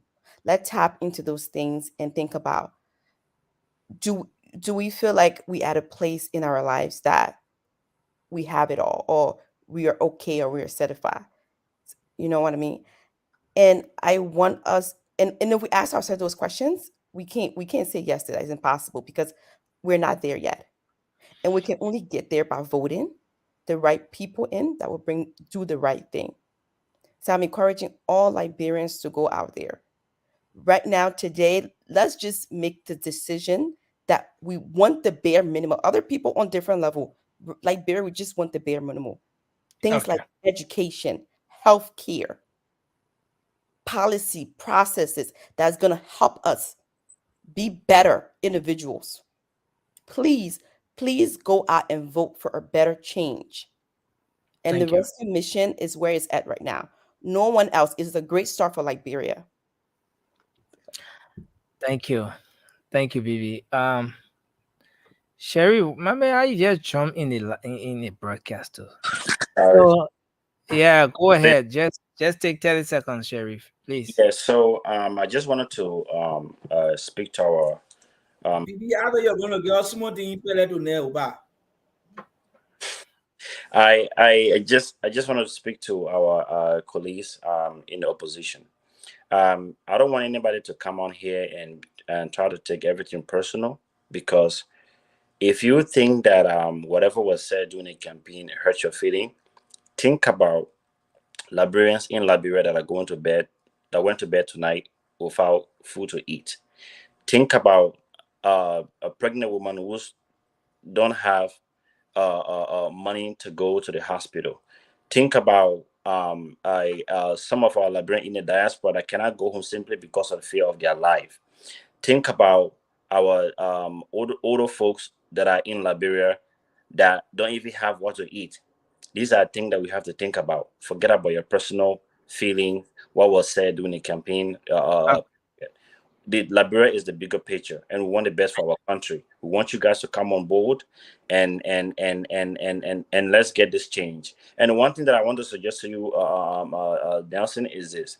I understand that we come on here now, we try to push our respective candidate agenda, and right now we have to, I don't want people to come on here and start talking about Clarence Moniba. That time has passed. Right now the game is between Unity Party or Rescue Mission and CDC. If you want to come on board, come and contribute towards that. Don't come and send us back and start discussing about something that's already said and done. Thank you. Again, Sharif, we have to accept that people will express themselves at different levels. Yes, as much as they are saver, and as much as they are saver. I mean, either you push a CDC agenda or push a rescue mission agenda. Don't come and push us back all the way talking about candidate. There's no longer. Thank you. Sherry, my brother, please allow me to disagree with you. You see, in these elections is about number. Every vote counts. I'm talking about the topic. Yeah, I understand. So the topic is healthy. Sherry, that topic reflects some people who not having the opportunity to come on here and they have the same sentiments. We need to speak to them. We need to bring them on board so we go forward. Thank you, guys. Every hands on deck, Sharif. Yeah, let's hold it there and take So thank you, Nelson, for your 30 patience. seconds. Missionary. 30 seconds. Don't even do that. You give 2 seconds. Like I was saying before, Nelson interrupted me. Oh, I interrupted. Imagine that. I'll start with the caller that said that he wouldn't support any woman for anything because of Daviella Brown. I mean, I understand your frustration, my brother, but we cannot put one person, sin on everybody. If we were doing that, we would not let any men be president ever again in Liberia. And not all men are the same. So what is important here now is that where we are right now with we are and Uncle Joe is between evil and good, right? And right now Liberia is at a crossroad. Like our President Joe Biden always said, don't compare me with the Almighty. Compare me with the alternatives that you have. Either me or the other guy. This is where Liberia is right now. Joe Buckeye or George Weah. We all seen what George Weah has done to our country. Number one, that I always talk about security. Which one of us here want to go home and we can't be free to walk in the street with our phones. We had to be afraid that somebody would pick us up, that we're coming from abroad and they will want to harm us. They want to do this. The ones that are there, they're not even in peace. Imagine you and I come from here. We want to be able to go home and walk freely and do whatever we want to do, business wise, whatever it is, without somebody asking us for 20% or 30% and before we do anything in our own country. Like we always say, Nigeria, like Ghana, those countries with their government make the environment for their diaspora citizens to go and contribute to their countries. And that's what we want. Good security, rule of law. The rules are that they have laws in Liberia, but it's just not being enforced. Like we have a president now that have disgraced our constitution. Like he everything. Every institute, everything, he does not respect the law, him and his people, everything. And that is not a country, my people. We need to put all our hurts, all our hates aside just for Mama Liberia. Please, let's do that. For the people in Liberia and for us here as well. We want to go home. But the ones that are there right now, and Davietta, Lasana Brown, oh, I don't know what to say to that lady. I know she's under so much pressure, but your integrity should mean something to you. Even if your children are not in our country, your grandchildren are not there. But think about other people that have that little children there that are in danger, that don't have good school, hospital, and everything. And do the right thing. This second election that coming, do the right thing. Let your country remember you for something good. Not Josh Weah. Josh Weah and his people, Josh Weah is just one person. One person. Imagine your country remembering you doing the right thing, the honorable thing that we have in this country. Do it to the best of your knowledge and your ability. Don't let him pressure you. Let it be, and you will get in trouble more than he will put you in anything. So as we go to the poll in November, my people, number one is no longer number two. Number one, vote Joe Biden. Number one, let's rescue Liberia. Thank you. Thank you. Mara? Yeah. Thank you guys. The show was so fantastic today. A lot of people get a point. But I would just go in, about certain video I just watched when I on my way coming about Abraham Godson on who on Freedom FM. Mara, I'm not saying I'm closing back. The man speaking to the military of our country, the AFL, that is wrong. Some AFL making $150, $75. They're not even making close to doing anything the money they were making. Then today you telling them that they must go on the street to go fight for George Weah. My brother is no, let me correct that because I'm here as a former military person. Let me correct that real quickly. The least pay in the AFL is $220. It is not $150. It is not $75. Right now, I am telling you, the least pay. Don't ask you, bro. We'll have that debate tomorrow. I say right now. No, but it's important to we get it. No, I agree with him though. But so, I mean, right now, listen, Moba. Alfred here is an ex-military personnel. How long he left? How long he left?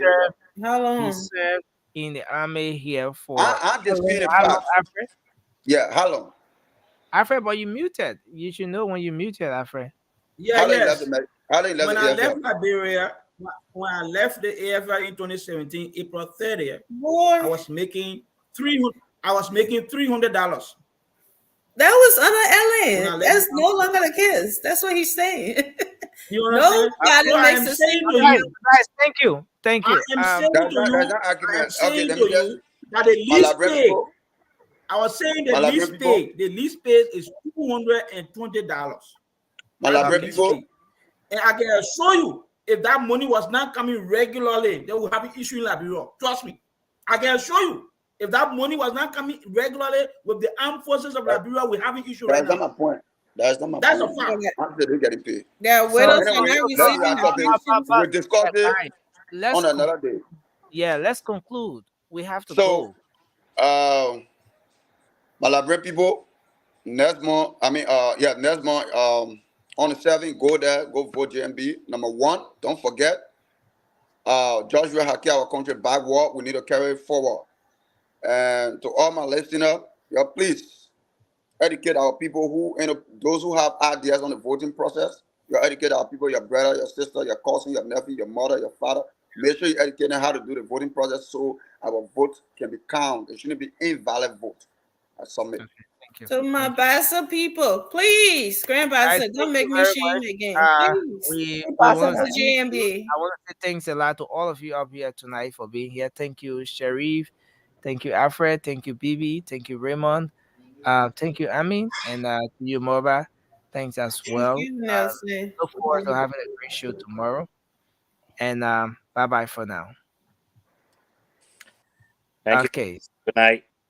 Okay, good night. Good night to everyone. And so, folks out there, we want to say thank you for being here with us. Oh, I mean, you want to go? I'm the executive.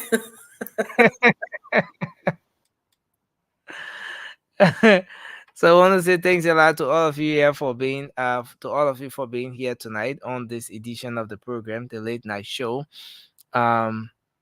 We appreciate you. You can join us tomorrow for another edition of the program. I'm Nelson Colette. It will come your way again. Bye-bye for now. Have a good night.